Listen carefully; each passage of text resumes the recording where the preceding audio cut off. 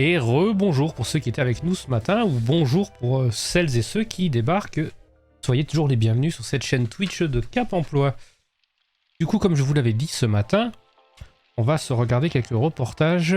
Là, la petite série que je vais vous passer, qui sont réalisés par le Cap Emploi, les Cap Emploi du 35, du 80, du 38, du 41, du 53, du 55 et du 40-64. Donc aujourd'hui, on va parler quoi? On va parler maintien dans l'emploi et reconversion. Un reportage après un peu plus tard en immersion, des témoignages de bénéficiaires et un reportage sur le rapprochement Cap Emploi et Pôle Emploi. Donc on a un petit programme pas mal chargé cet après-midi. Et voilà, et puis bah écoutez, moi ce que je vous propose, si tout le monde va bien, tout le monde a bien mangé, j'espère. On est un peu à la digestion. Donc on va digérer tous ensemble en regardant le premier reportage. Écoutez, on se met ici, on coupe la musique et c'est parti. Bon visionnage. Donc là il y a deux vidéos d'affilée pour une durée d'à peu près 20 minutes et on se retrouve juste après. À tout de suite.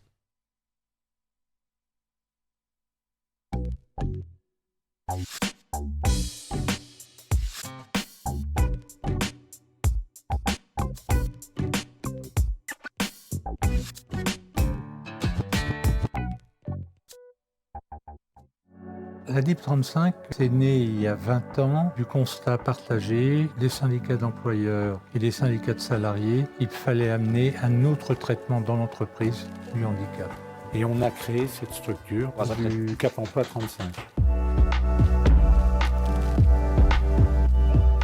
C'est une structure associative dans l'intérêt toujours partagé des hommes et des femmes en situation de handicap et de l'entreprise. Le réseau national des Cap Emploi, c'est 98 structures, une par département, qui sont labellisées et qui exercent des missions de service public de l'emploi en proximité avec Pôle Emploi. Notre service Cap Emploi 35 dispose de 3 missions essentielles. La première, c'est l'accompagnement des demandeurs d'emploi vers l'emploi. Donc, chaque personne est accueillie au sein d'une des agences Pôle Emploi du territoire et elle bénéficie d'un diagnostic pour évaluer son projet professionnel et ses besoins de compensation par rapport à son handicap. Elle est ensuite accompagnée tout le long de son parcours vers l'emploi. Ça peut passer par des stages, par de la formation, par des rencontres avec des entreprises, bien sûr, jusqu'au retour à l'emploi. La deuxième mission, c'est l'accompagnement des entreprises. Nos collaborateurs rencontrent des entreprises et les accompagnent pour les informer sur l'emploi des personnes handicapées, pour les sensibiliser à l'accueil d'un collaborateur en situation de handicap, et également surtout pour les aider à recruter. Et enfin, la troisième mission s'adresse aux salariés. Le maintien d'emploi, ça consiste à accompagner un salarié qui a des difficultés sur son poste de travail pour qu'il puisse conserver son emploi. Donc nous travaillons bien sûr en lien avec les médecins du travail, avec d'autres structures, la CPM, la CARSAT, des services médico-sociaux. L'objectif, c'est de trouver des solutions d'aménagement de poste, d'aménagement organisationnel ou matériel pour permettre à la personne de conserver son emploi. Dans le cas où il n'est pas possible de conserver l'emploi, nous accompagnons dans le cadre du conseil en évolution professionnelle pour une transition à l'externe, pour essayer de trouver des solutions ailleurs dans une autre entreprise afin d'éviter le chômage pour la personne concernée. Finalement, notre mission, c'est quoi? C'est de changer le regard des employeurs et des salariés sur le handicap dans le monde du travail. Le chômage des personnes handicapées a fortement baissé ces dernières années, mais il reste encore beaucoup de travail et il y a encore plein d'opportunités. Donc s'il y a des demandeurs d'emploi ou des employeurs qui souhaitent travailler sur ces sujets-là, n'hésitez pas à nous contacter. Merci beaucoup Talentéo pour votre aide, merci beaucoup.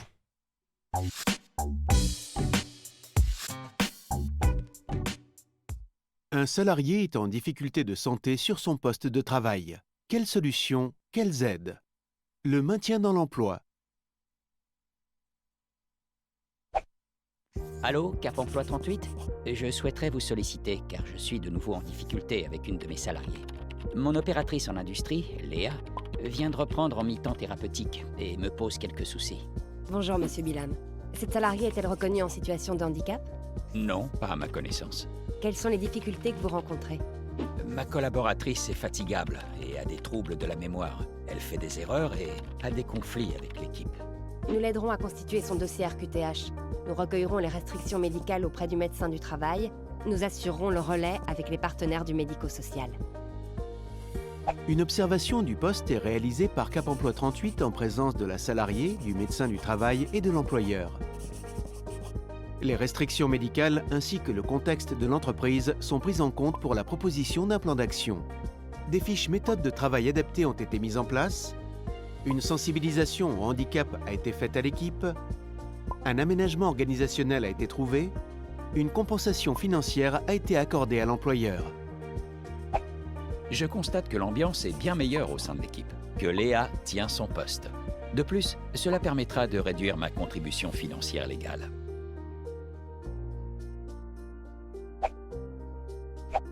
Allô, Cap Emploi? J'ai un cariste, Loïc, qui est en situation de handicap et en arrêt répété. Ses restrictions médicales sont le port de charges lourdes, la position assis debout prolongée, l'exposition aux vibrations. Cela impacte notre production et nous avons des difficultés à gérer ses absences.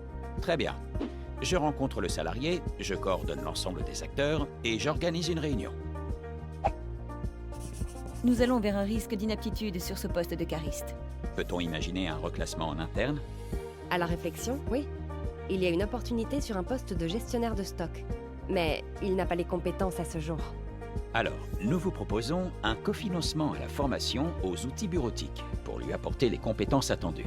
Nous vous proposons également un tutorat en interne pour le former au logiciel de la société. Nous aménagerons le poste bureautique de Loïc pour qu'il soit conforme aux restrictions médicales. Grâce à l'appui de Cap Emploi 38, nous avons pu maintenir notre salarié sur un poste adapté et je ne constate plus d'arrêt maladie. Cap Emploi 38, acteur neutre, accompagne les employeurs et les salariés dans la recherche de solutions de compensation avec possible mobilisation des aides techniques, organisationnelles et financières. Cap Emploi 38 peut intervenir dans de multiples situations. Aménagement ergonomique, aménagement du véhicule, aménagement du temps de travail, compensation handicap psychique, compensation handicap visuel, compensation handicap auditif. Près de 600 situations de maintien sont conduites avec succès chaque année.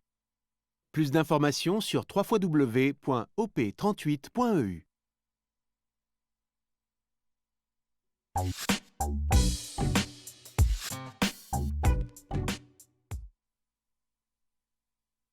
Cap Emploi, première. Cap Emploi accompagne les salariés ayant le statut de travailleur handicapé pour tout type de handicap, qu'il soit reconnu par la MDPH ou par la CPL. J'ai été coiffeuse pendant plus de 20 ans. J'ai déclaré une problématique de santé au niveau du dos, des cervicales. J'ai donc été voir le médecin du travail qui m'a déclaré inapte à mon poste. Tout le monde peut orienter une personne en situation de handicap vers les services de Cap Emploi, que ce soit les services de santé au travail, les assistantes sociales, les employeurs et même vous, médecins traitants. J'ai été orientée par le médecin du travail pour entamer une démarche de reconnaissance en qualité de travailleur handicapé et être accompagnée par le Cap Emploi. J'ai été suivie dans une démarche de reconversion professionnelle en tant que demandeur d'emploi pour reconstruire un nouveau projet en adéquation avec ma problématique de santé. Cap Emploi, c'est 2 missions. L'insertion professionnelle des demandeurs d'emploi, le maintien d'emploi des salariés et des travailleurs indépendants, qu'ils soient en arrêt maladie ou en poste. Grâce à Cap Emploi, j'ai trouvé un poste de secrétaire administratif qui a pu être adapté à mes besoins avec du matériel ergonomique. Nous intervenons sur le poste de travail du salarié pour identifier des solutions de compensation, qu'elles soient d'ordre technique ou organisationnel. Notre accompagnement est toujours validé par le médecin du travail et nous intervenons en collaboration avec les partenaires du territoire. Nous soutenons les employeurs par la mobilisation d'aides financières, AGFIP pour le secteur privé, le FIPHFP pour la fonction publique. Ce sont des fonds qui sont dédiés aux personnes handicapées dans le cadre professionnel. Mon poste a pu être aménagé grâce au soutien et de Cap Emploi et au financement de la GFIP. Cap Emploi, première. Emploi première.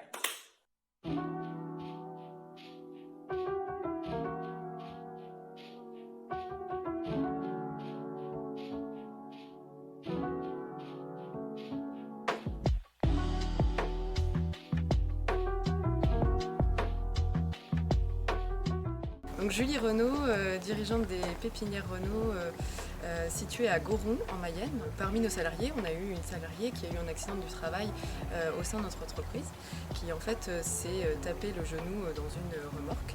Et il s'avérait que ça a entraîné des grandes difficultés et elle a été en arrêt pendant très longtemps.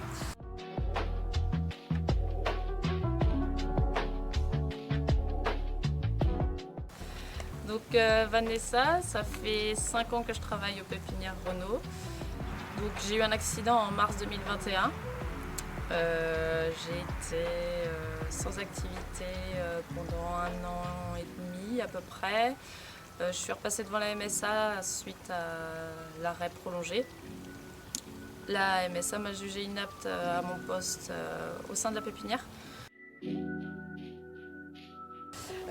Nous, on était très satisfaits de Vanessa dans son travail et Vanessa était très contente de travailler à la pépinière. Et donc, pour nous, c'était très difficile d'envisager de licencier Vanessa pour incapacité. Et c'est là où on s'est tourné vers Cap Emploi pour trouver des solutions pour adapter le travail de Vanessa sur des tâches qu'elle faisait déjà. Et donc on a été accompagné avec Cap Emploi pour comprendre exactement toutes les tâches que Vanessa faisait actuellement, voir quelles tâches elle ne pouvait plus faire sans aménagement et des tâches qu'elle pouvait encore faire même sans aménagement total. Comment Vanessa pouvait revenir à 100% dans notre entreprise. Pendant l'intervention de Cap Emploi, on a eu l'ergonome qui s'est présenté à l'entreprise afin de voir les postes et les aménagements qui seraient possibles. Donc l'avantage qu'on a vu de travailler avec Cap Emploi pour aménager le poste, c'était dans un premier temps l'appui d'un ergonome qui a vraiment étudié le poste de Vanessa et étudié notre entreprise. Et ça a été vraiment très efficace et ça nous a permis de bien cibler l'adaptation du poste. Et c'était par rapport à nos besoins et par rapport aux besoins de l'employé. Donc en fait, le Tutilo faisait partie des aménagements de poste qui étaient conseillés par l'ergonome. Donc en fin de compte, sur le site où j'étais, on ne l'utilisait pas plus que ça auparavant. Donc que par exemple, comme là, les bruyères, on a fait des allées pour qu'il y ait un passage de roue pour que le Tutilo puisse aller pour le désherbage, faciliter le désherbage. Et des commandes, préparation de commandes, c'est pareil. On a aménagé les postes pour que ce soit plus facile, aussi bien pour moi que les autres salariés au sein de la pépinière. Et l'extramat, ça facilite dans le sens où on n'a plus besoin de se baisser. Donc c'est vrai que quand on se baisse à prendre des plaques ou des pots, à chaque fois c'est les jambes qui forcent pour s'accroupir, ou le dos du coup. Et l'extramat facilite quand même beaucoup dans le sens où ça permet d'avoir tout le travail à hauteur en fait.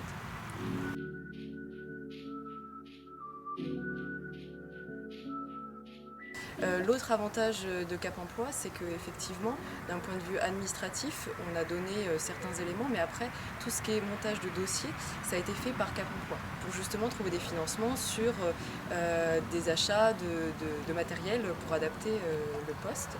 Et donc, je dirais que c'est très facile, assez fluide, et quand il y a une volonté de l'employeur et de l'employé, en fait Cap Emploi est là pour juste faciliter ce que nous on a des fois un peu du mal à mettre en route. Cap Emploi est là pour vraiment pour nous accompagner de A à Z sur un projet comme celui-ci. Le fait d'avoir le soutien beaucoup des employeurs et qu'on est aidé derrière aussi bien physiquement que moralement, c'est vrai que c'est une grosse charge en moins aussi, quoi. Et comment vous vous sentez aujourd'hui? Contente d'avoir repris le travail pépinière.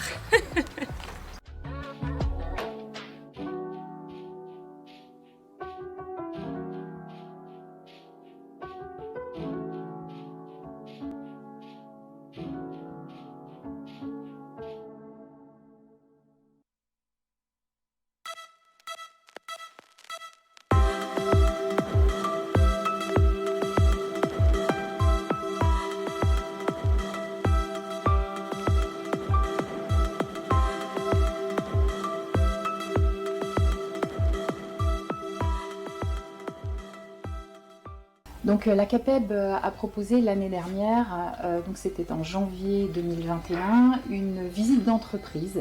La Sam Menuiserie à cette occasion a répondu présent et donc ça a permis aux acteurs de l'emploi, Pôle emploi, Cap emploi, les missions locales, les chantiers d'insertion, de venir découvrir l'évolution des métiers du bâtiment. Fin 2020, on a pris conscience qu'à la SAM, il nous manquait un poste, c'est un poste de magasinier. Ça n'avait jamais existé ici, donc on a fait appel à Cap emploi parce qu'on s'est dit que finalement ce type de poste pouvait parfaitement être ouvert à quelqu'un en situation de handicap, c'était pas gênant, au contraire. Et Cap emploi nous a recommandé une personne qu'on a rencontrée, c'était John, et qui a bien voulu prendre le pari de changer complètement de métier et d'arriver sur une création de poste, ce qui n'était pas évident, et de nous rejoindre. Donc finalement, dès le premier candidat, ça a matché. Et c'est comme ça que John est arrivé chez nous en mars 2021 et qu'il a créé avec nous son poste de magasinier. On a rencontré Cap emploi dans le cadre d'une matinée organisée par la CAPEB, au cours de laquelle nous avons accueilli Cap emploi, Pôle emploi, la mission locale, pour présenter les métiers du bâtiment. L'idée de la CAPEB, c'était d'ouvrir les entreprises pour qu'il y ait un vrai échange et une vraie vision commune de ce qu'était le monde du travail dans le bâtiment. La création du poste de magasinier et l'embauche de John ont été un vrai plus pour l'entreprise. Aujourd'hui, au quotidien, John a un rôle prépondérant dans le fonctionnement de l'entreprise. C'est ça, sachant qu'à l'origine, oui, je suis mécanicien automobile. J'ai fait déjà quelques reconversions, mais qui n'étaient pas adéquates par rapport à mon problème de santé. Du coup, oui, j'ai tenté ce poste-là en tant que magasinier pour pouvoir gérer un peu le stock, tout ça. Et John travaillant beaucoup à l'extérieur, beaucoup dans l'atelier et aussi au bureau, on a décidé de faire un plan de travail assez haut, comme quelque chose de cohérent par rapport à sa façon de travailler. On se trouve dans l'espace de travail de John. Grâce à la GFIP et à Cap emploi, on a obtenu le financement en partie d'un engin de levage qui va lui permettre de réduire la manutention manuelle. Donc c'est un engin qui permet de lever les cartons, les choses lourdes. Donc c'est un engin qui est tout petit, qui va permettre de passer dans des travées aussi restreintes. Il posera ses cartons dessus et grâce à une pédale, les cartons seront remontés et il n'aura plus qu'à les pousser dans la rack. Donc l'autre espace de travail prioritaire de John, c'est la quincaillerie. En menuiserie, on a énormément de références, donc c'est très important de tenir ces stocks-là bien à jour. C'est dans cet espace qu'il va beaucoup travailler. On va retrouver tout ce qui va permettre aux poseurs d'intervenir au quotidien. John, le Strat a été accompagné par Cap emploi 56, qui est un service public de l'emploi pour les travailleurs handicapés et les employeurs privés publics. Effectivement, la demande de l'entreprise SAM était d'avoir une personne qui puisse gérer le stock de sa menuiserie, et je suis parti d'une personne dont j'avais perçu un savoir-être, c'est-à-dire une capacité à se positionner dans l'atelier auprès des collaborateurs, auprès de ses collègues, pour vraiment gérer son stock et aussi s'intégrer dans l'équipe. C'était très important. C'était un enjeu important car John venait, comme il l'a précisé tout à l'heure, du milieu plutôt mécanique, mais il y avait bel et bien des compétences transférables. L'idée a prouvé que ça se passait bien. Le médecin du travail a préconisé un aménagement de situation de travail.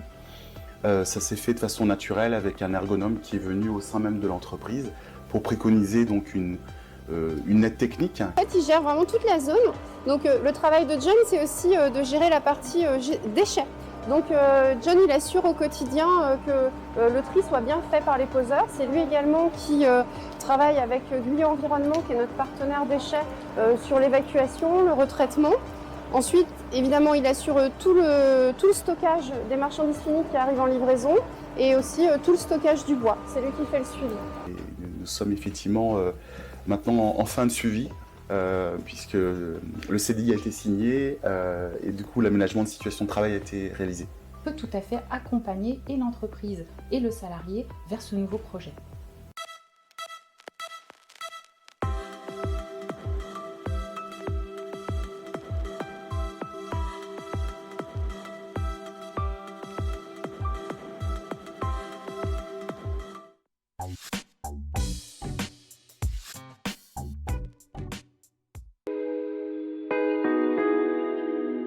Bonjour, Bonjour, moi c'est Nicolas, j'ai 30 ans, je suis vendeur conseil dans un magasin de négoce de matériaux à Arkang. J'ai eu un accident de moto qui m'a rendu invalide dans mon ancien métier. J'étais charpentier, j'ai eu capacité au niveau du dos. On a essayé avec la conseillère Cap Emploi d'adapter mon travail en tant que charpentier.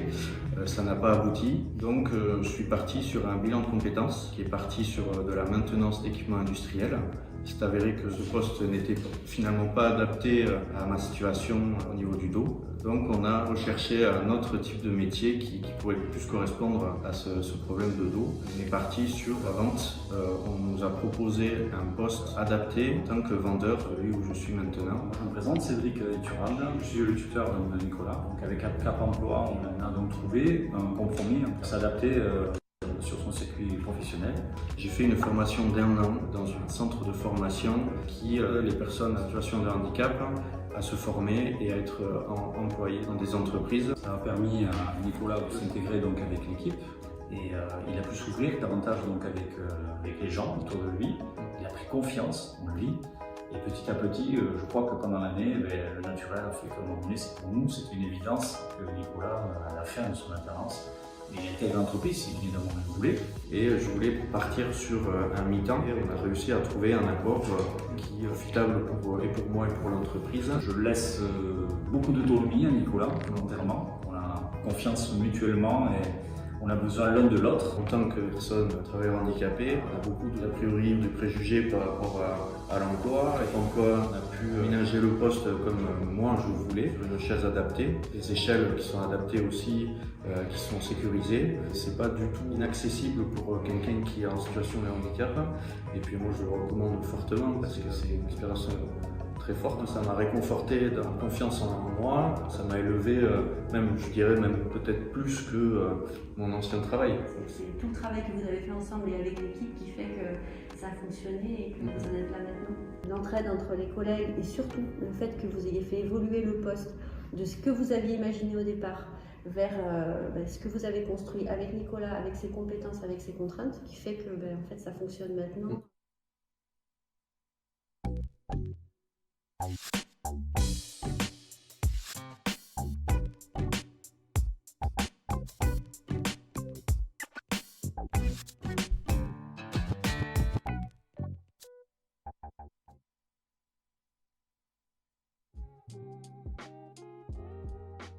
Et nous revoilà.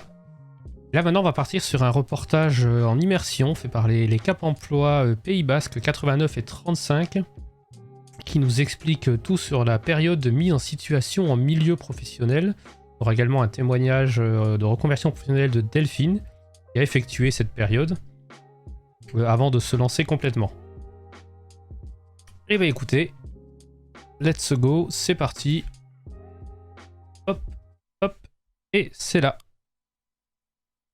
Et on se retrouve juste après.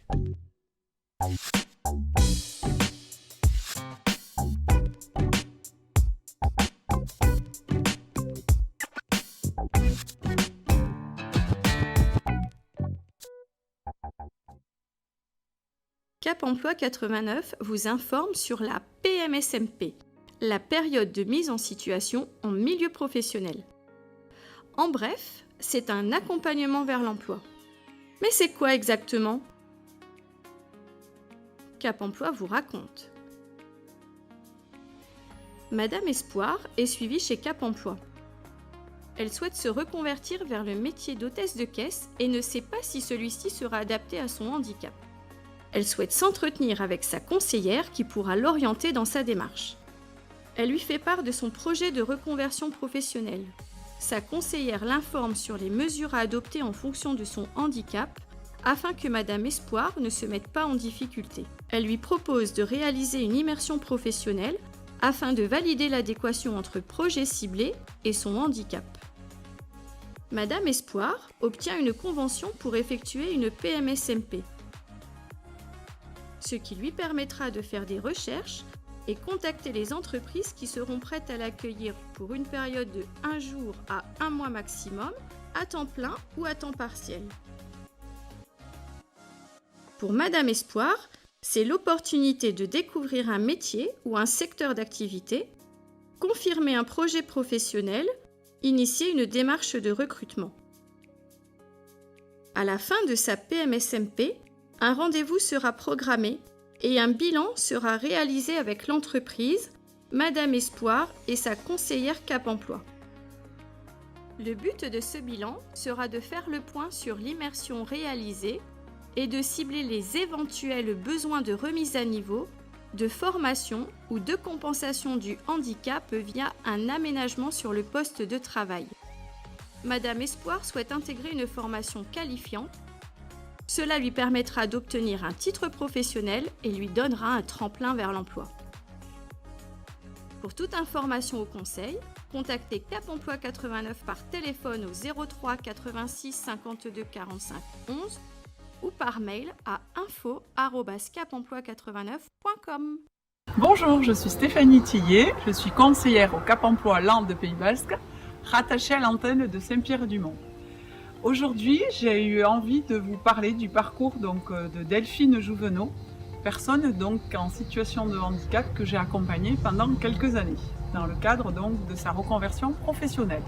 Bonjour Stéphanie, mais moi c'est Delphine Jouvenot, j'ai 48 ans et voilà, je suis passée par Cap Emploi pour une reconversion professionnelle due à des problèmes de santé. Pendant 20 ans, j'ai été peintre automobile dans un garage et dû à des problèmes de santé, dû au moment répétitif de mon métier, etc., j'ai eu des problèmes d'épaule, donc licenciement, puisqu'aucune reconversion dans l'entreprise. Alors, par rapport à la suite de votre parcours, il y a eu plusieurs étapes, puisqu'il y a eu quand même une longue période où Madame Jouvenot a eu des difficultés pour accepter sa situation, puisque c'était un métier un peu passion quand même. Ah oui. Voilà. La première démarche qui a été effectuée avec Madame Jouvenot, c'était donc l'orientation vers carrière et insertion dans le cadre d'un atelier d'élaboration de projet. Comme disait Madame Tillet, il y a eu des hauts et des bas. Heureusement qu'elle était là pour m'accompagner aussi, parce que le soutien moral, ça fait du bien des autres parties. Et donc, Madame Tillet m'a trouvé une place à Landes Partage pour faire un petit peu d'immersion dans l'entreprise et pour pouvoir bouger. Alors c'était un contrat à durée déterminée, proposé dans le cadre de ces associations d'insertion. Donc c'est vrai que ça m'a permis surtout pour un mois, que j'avais des capacités malgré de ne pas avoir de diplôme, de niveau supérieur. Mais malgré la situation liée au handicap également. Voilà, c'est ça. Et donc ça m'a redonné la pêche. Hein. Et du coup, j'avais vu une annonce sur Mont-de-Marsan, comme quoi on pouvait être moniteur auto-école. Et donc je me suis dit pourquoi pas. J'en ai parlé à Madame Tillet, qui a fait tout ce qu'il fallait pour que je puisse faire cette formation. Alors au préalable, on a fait une PMSMP, c'est-à-dire une période de mise en situation en milieu professionnel, qui lui a permis du coup de se rendre vraiment compte des conditions de travail liées à l'exercice du métier de moniteur, d'enseignant de la conduite routière précisément, et de découvrir que c'était quelque chose qui pouvait susciter de l'intérêt. J'ai fait une formation à même niveau sur Dax pendant 9 mois. Avec quand même une assiduité et un engagement de votre part très positif. Au bout de 2 ans quand même, j'ai reçu un coup de téléphone de l'auto-école landaise de Mont-de-Marsan et Saint-Pierre-du-Mont pour avoir l'entretien. Voir, c'est que malgré que je n'avais pas d'expérience dans ce métier-là, elle a voulu quelqu'un qui n'avait pas d'expérience pour pouvoir la former à sa façon. Et donc ça fait 2 ans que j'y suis et j'y suis super bien. Voilà, je suis vraiment dans mon élément, avec le contact avec les jeunes, des moins jeunes, parce qu'on a des moins jeunes quand même. Il y a des gens qui perdent le permis à tout âge. Et pour finir un petit peu, voilà, ne baissez pas les bras, même si c'est très très dur, hein, c'est facile à dire parce que j'y suis passée, mais voilà, il faut vraiment se dire qu'un jour ou l'autre, on y arrivera. Et voilà, continuer, progresser, appeler Cap Emploi, les conseillers sont là pour nous conseiller, nous remonter le moral, hein, parce que des fois, juste un petit coup de téléphone ou un mail, ils nous rappellent et ça fait du bien. Et il faut se dire qu'on n'est pas tout seul. Hein.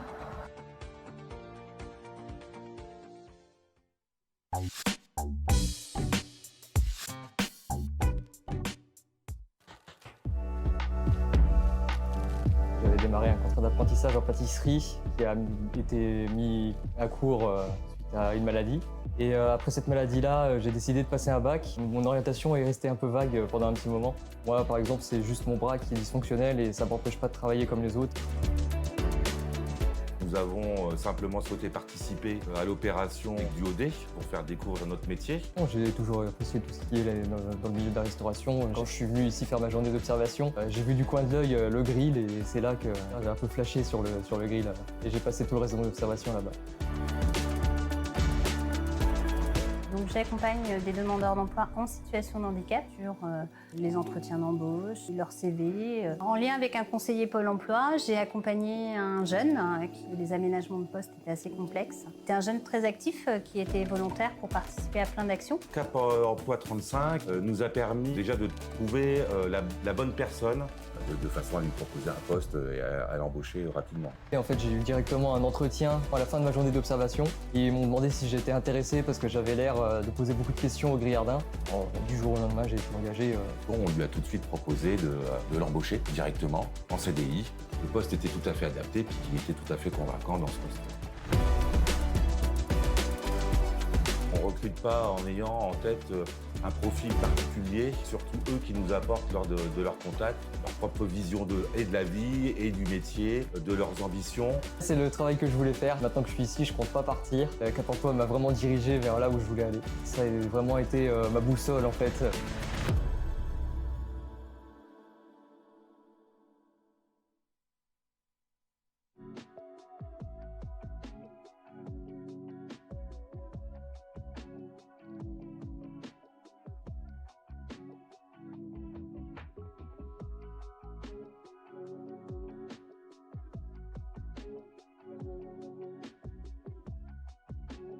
Je suis mute, pardon.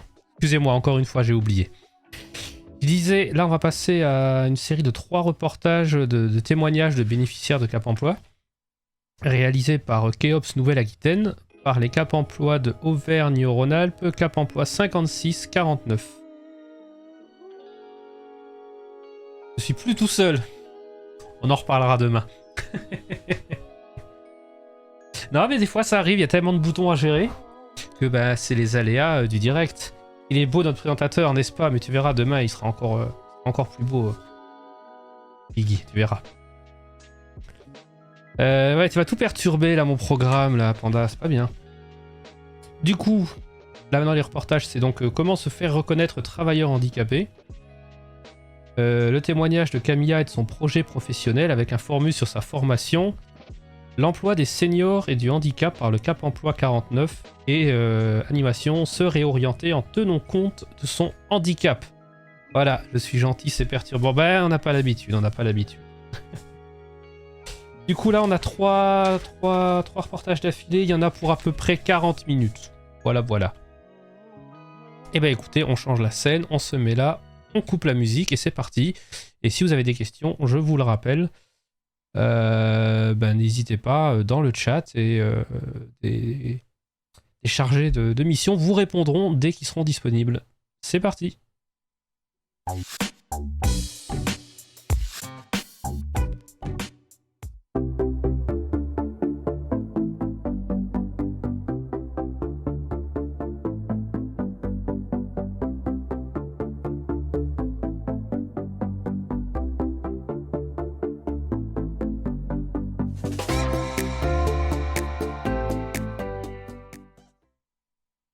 Cap Emploi, handicap, recrutement et maintien. Avec la participation de la région Auvergne-Rhône-Alpes, le Comité national coordination action handicap, l'AG2R La Mondiale et Malakoff Humanis. Comment on fait pour se faire reconnaître travailleur handicapé? À qui on s'adresse? Est-ce que je cotise pour la retraite quand je suis en invalidité ou que je touche la hache? À quoi ça sert de demander la RQTH? Ça va me pénaliser pour mes recherches? Je suis inapte à mon poste, alors je ne pourrai plus travailler? MDPH, Sécurité sociale, CAF, je m'y perds un peu. Est-ce que je peux cumuler ma pension d'invalidité avec un salaire? C'est quoi l'obligation d'emploi des travailleurs handicapés? Invalidité, incapacité, RQTH, s'y retrouver. Si vous vous posez ces questions, ce module est fait pour vous. Il vous permettra de savoir à quoi correspondent ces différentes notions, Invalidité, incapacité, RQTH? À quoi cela peut vous servir et comment cela peut faciliter vos démarches d'insertion et de maintien dans l'emploi? Qui peut vous aider et à qui s'adresser?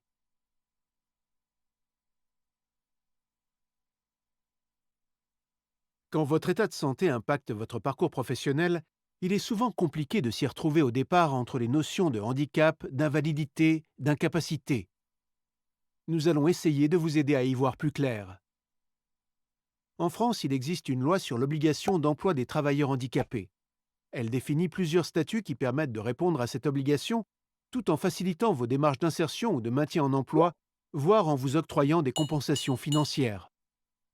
Rentrons un peu plus dans le détail. Commençons par la RQTH. La reconnaissance de la qualité de travailleur handicapé est délivrée par la Maison départementale des personnes handicapées, MDPH. C'est une reconnaissance administrative de votre handicap sur la base d'un dossier médical. Elle ne donne pas lieu à une aide financière mais présente plusieurs avantages. Vous avez décidé de faire reconnaître votre statut de personne handicapée ou vous vous demandez encore ce qu'il peut vous apporter dans vos démarches de recherche d'emploi ou dans votre vie professionnelle. Sachez d'abord que vous n'êtes nullement obligé d'en informer qui que ce soit et que vous seul pouvez le faire valoir et l'utiliser.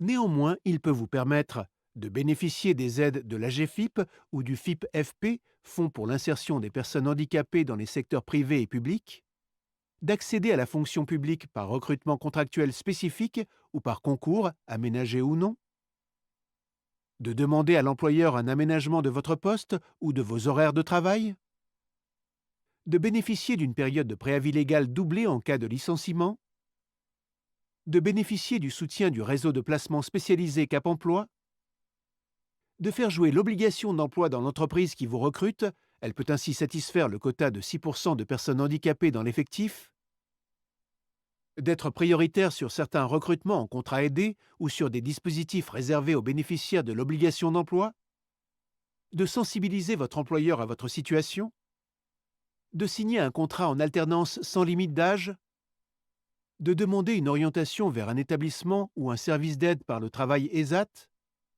d'accéder à un emploi dans une entreprise adaptée, d'accéder à des stages de formation professionnelle spécifiques, de partir à la retraite de manière anticipée, de bénéficier d'un suivi renforcé par la médecine du travail.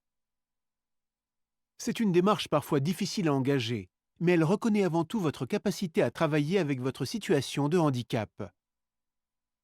Elle peut être assortie d'une demande d'orientation professionnelle à votre demande, vers le marché du travail, le milieu protégé, une formation ou d'autres dispositifs d'accompagnement et de définition de projet. Si ce handicap a des retentissements plus importants et que la MDPH fixe pour vous un taux d'incapacité supérieur à 80%, vous pourriez bénéficier d'une allocation adulte handicapé, AAH.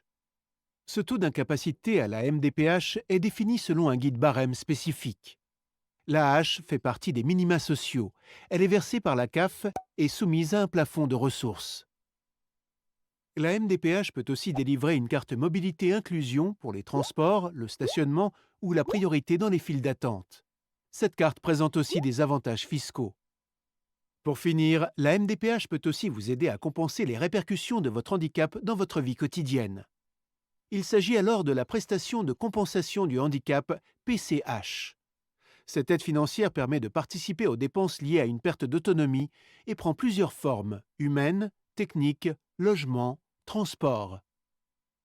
Des arrêts maladie prolongés ou fréquents doivent vous interroger et vous conduire à contacter Cap Emploi et le service social de la CARSAT. Un accompagnement précoce par ces deux acteurs pourra effectivement vous permettre de réaliser un diagnostic précis de vos besoins et de vous orienter éventuellement vers les dispositifs de la sécurité sociale adaptés. La pension d'invalidité est un de ces dispositifs.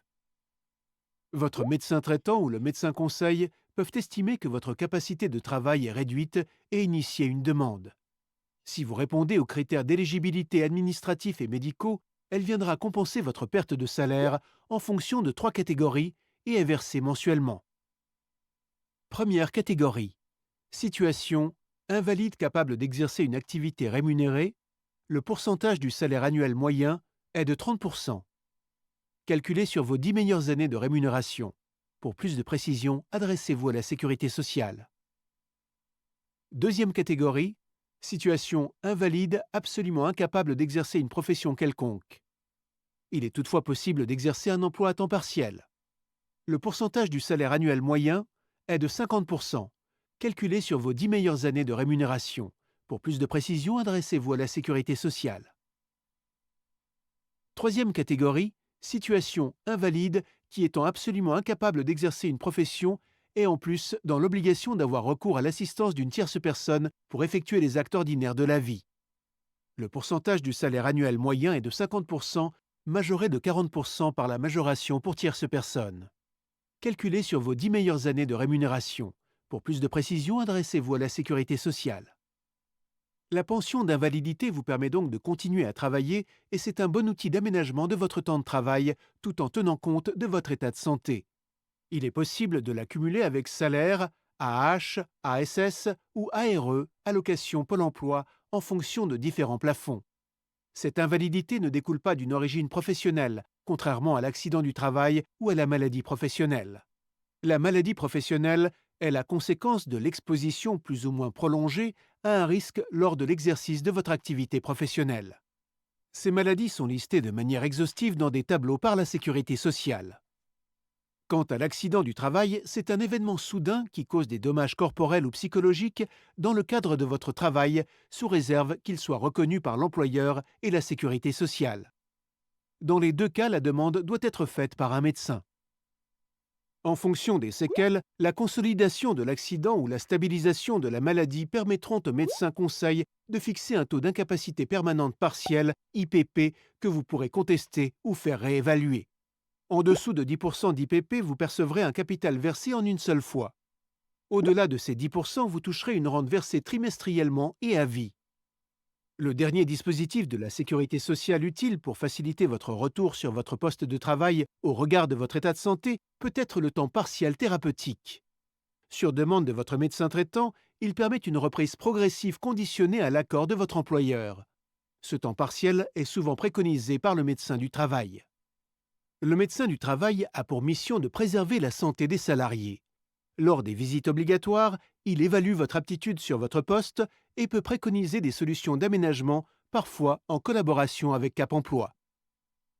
Vous pouvez le solliciter à tout moment de votre propre initiative et que vous soyez en poste ou en arrêt de travail. Si malgré les aménagements proposés, le maintien dans l'emploi n'est pas possible sans aggraver votre état de santé, il pourra prononcer un avis d'inaptitude au poste. Pour autant, vous restez en capacité de travailler dans d'autres conditions plus adaptées à vos restrictions médicales. Il s'agira alors de réfléchir à votre évolution professionnelle en vous appuyant sur vos compétences et le réseau des opérateurs du Conseil en évolution professionnelle, CEP. Nous avons donc vu ensemble les principaux interlocuteurs et dispositifs sur le champ du handicap. MDPH, RQTH, orientation professionnelle, AH, carte mobilité inclusion, PCH. Sécurité sociale, pension d'invalidité, rente AT-MP, temps partiel thérapeutique.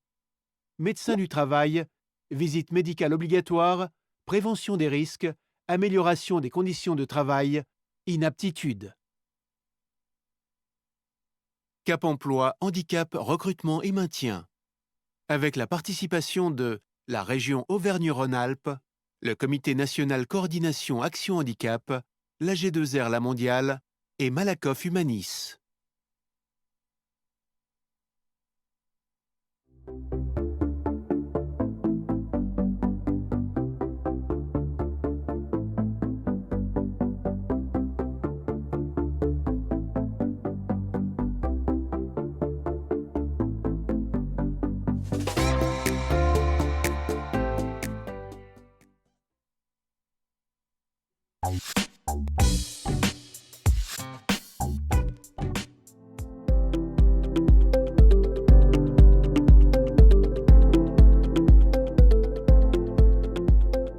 Bonjour, je m'appelle Camila, j'ai 35 ans, je suis de nationalité brésilienne et je suis arrivée en France en mars 2014. Je suis diplômée de base, je suis prof de sport. On sait apprendre le français et travailler dans des autres petits métiers, comme intérimaire. J'ai vécu un problème de santé. C'était 3 ans en arrêt de travail, en train de me soigner. J'étais en train de m'adapter à ma nouvelle condition. Pôle emploi et m'amener à Cap Emploi. Après discutant, on a réussi à penser dans les métiers du tourisme, dans le métier de l'hôtellerie, par rapport à la communication, de parler plusieurs langues, les contacts clients. Donc tout ça, on a pensé et on a conclu que les métiers de tourisme, hôtellerie, accueil, ça sera faisable. Bonjour, Marie-Françoise Pesquer, conseillère Cap Emploi à l'agence de Caudan, près de Lorient. Nous avons pris en charge Camilla dans le cadre de l'accompagnement des demandeurs d'emploi en situation de handicap. Rapidement, nous avons déterminé que la prestation dont elle avait besoin pour valider un projet professionnel était prépa-projet. Elle est donc entrée en prépa-projet avec le CLPS. Elle a validé 2 pistes de métier. Ensuite, sur ces 2 pistes de métier, il était important qu'elle fasse des immersions. Donc à l'issue de prépa-projet, nous avons convenu que l'accompagnement à la qualification était important parce que les 2 métiers qu'elle souhaitait valider nécessitaient de toute façon une qualification qu'elle n'avait pas en France. Donc pendant l'accompagnement à la qualification, elle a réalisé une immersion dans un hôtel et a validé le projet d'agent d'accueil touristique. L'accompagnement à la qualification a permis de sécuriser son entrée en formation qualifiante à l'AFPA d'Auray. Catherine Kéric, formatrice au CLPS de Lorient, accompagnatrice de Camilla dans le cadre de prépa projet. Elle nous a confié donc l'accompagnement de Camilla pour lui permettre de valider un projet professionnel de qualité. Un projet professionnel qui corresponde aussi à sa situation de handicap.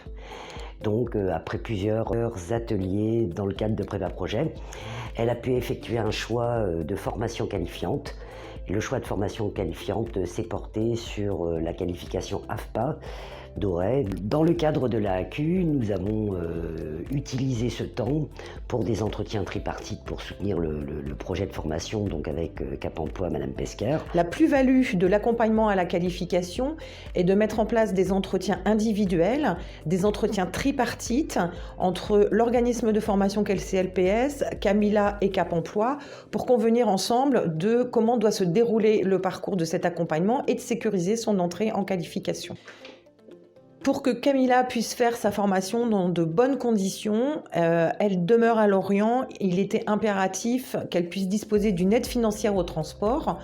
Donc Cap Emploi a mis en place l'aide financière auprès de la GFIP, ce qui lui a permis de simplifier ses dépenses de transport entre Lorient et Auray.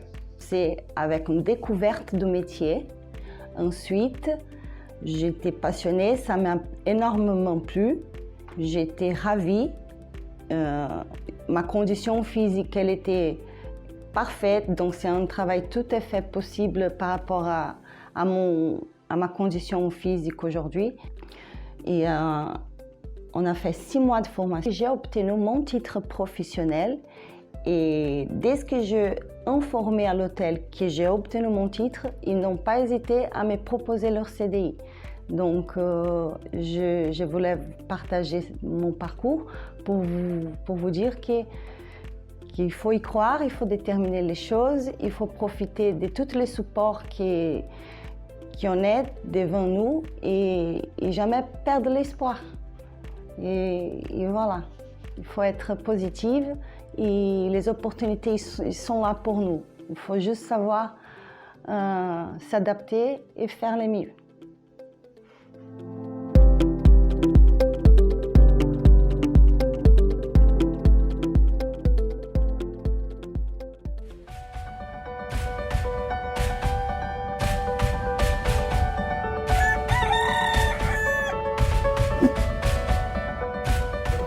Je m'appelle donc Véronique Chupin.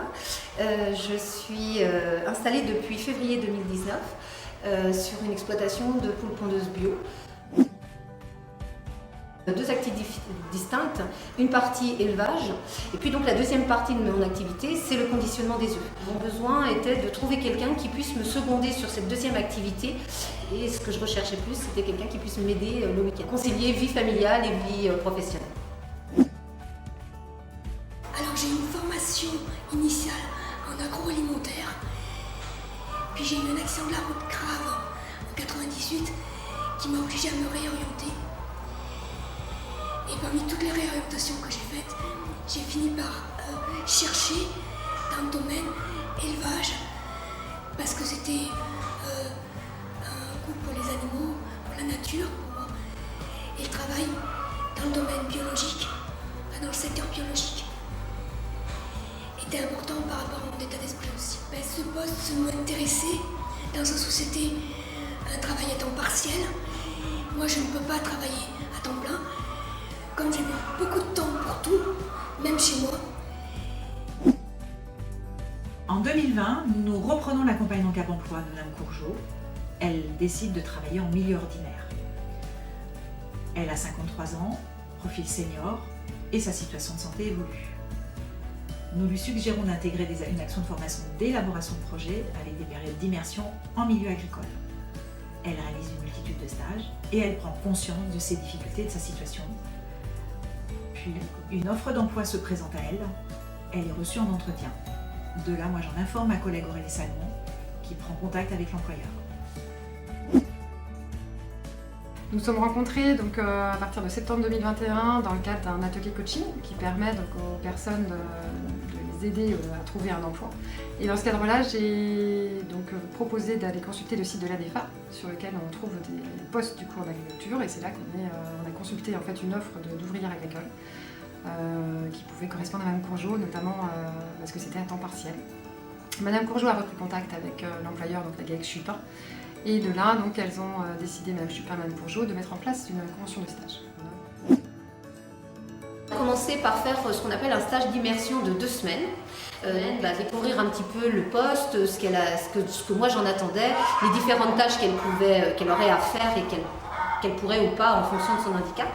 Donc voilà, ça a été aussi pour moi une façon de me prendre conscience que une personne en situation de handicap, on est tenu de pas, on peut pas attendre la même chose que quelqu'un qui n'a pas ces handicaps. On a eu un petit moment en se disant ça va pas le faire parce que ça correspond pas à ce que moi j'attends. Et puis en fait c'est bien à partir de ce moment-là que moi j'ai pris conscience qu'une personne handicapée n'est pas une personne exclue du travail. Il faut juste après adapter le poste et la fonction. Alors la période d'immersion de 2 semaines que j'ai fait m'a permis de voir que je pouvais parfaitement tenir le poste, mais qu'il y avait des petits aménagements qui m'étaient nécessaires. Nous avons mobilisé un ergonome par le biais d'une prestation AGFIP. Du coup, on a mobilisé cette aide, bien sûr, avec la collaboration du médecin du travail qui, du coup, a effectivement approuvé la nécessité de faire intervenir un ergonome. Et cette étude a permis d'identifier donc un certain nombre de matériels dont Mme Courgeot avait besoin. Ce matériel du coup a été validé par l'ensemble des personnes, donc Mme Courgeot, Mme Chupin, Cap Emploi et le médecin du travail. Et du coup on a pu faire une demande de prise en charge partielle auprès de la GFIP. On a laissé Mme Courgeot donc, exercer quelques semaines et on s'est rendu compte qu'il y avait toujours une lenteur au travail. Cette lenteur au travail donc, du coup, a pu être compensée par une mesure qu'on a mobilisée qui s'appelle la reconnaissance de la lourdeur du handicap, qui permet donc de compenser une perte de productivité en emploi due au handicap, mais après aménagement du poste de travail, ce qui était le cas pour Mme Courgeot. Ça répondait déjà à ma demande, c'est-à-dire que je vais trouver quelqu'un qui était prêt à travailler le samedi, le dimanche, les jours fériés, qui était très souple, très ouverte à toute modification dans les horaires, etc. Donc c'est un avantage important. Cathy est de ma génération, plus jeune, mais qui a aussi l'expérience de la vie, qui a une conscience professionnelle. On arrive très bien à concilier le travail en adaptant le poste et puis on vit en harmonie en fait, tout se passe bien, on est contente, on arrive avec le sourire le matin. Jusqu'ici on n'a pas eu de friction particulière, c'est parfait. On communique beaucoup. Aujourd'hui Mme Courgeot donc, est en emploi, elle est épanouie, elle fait ce qu'elle aime.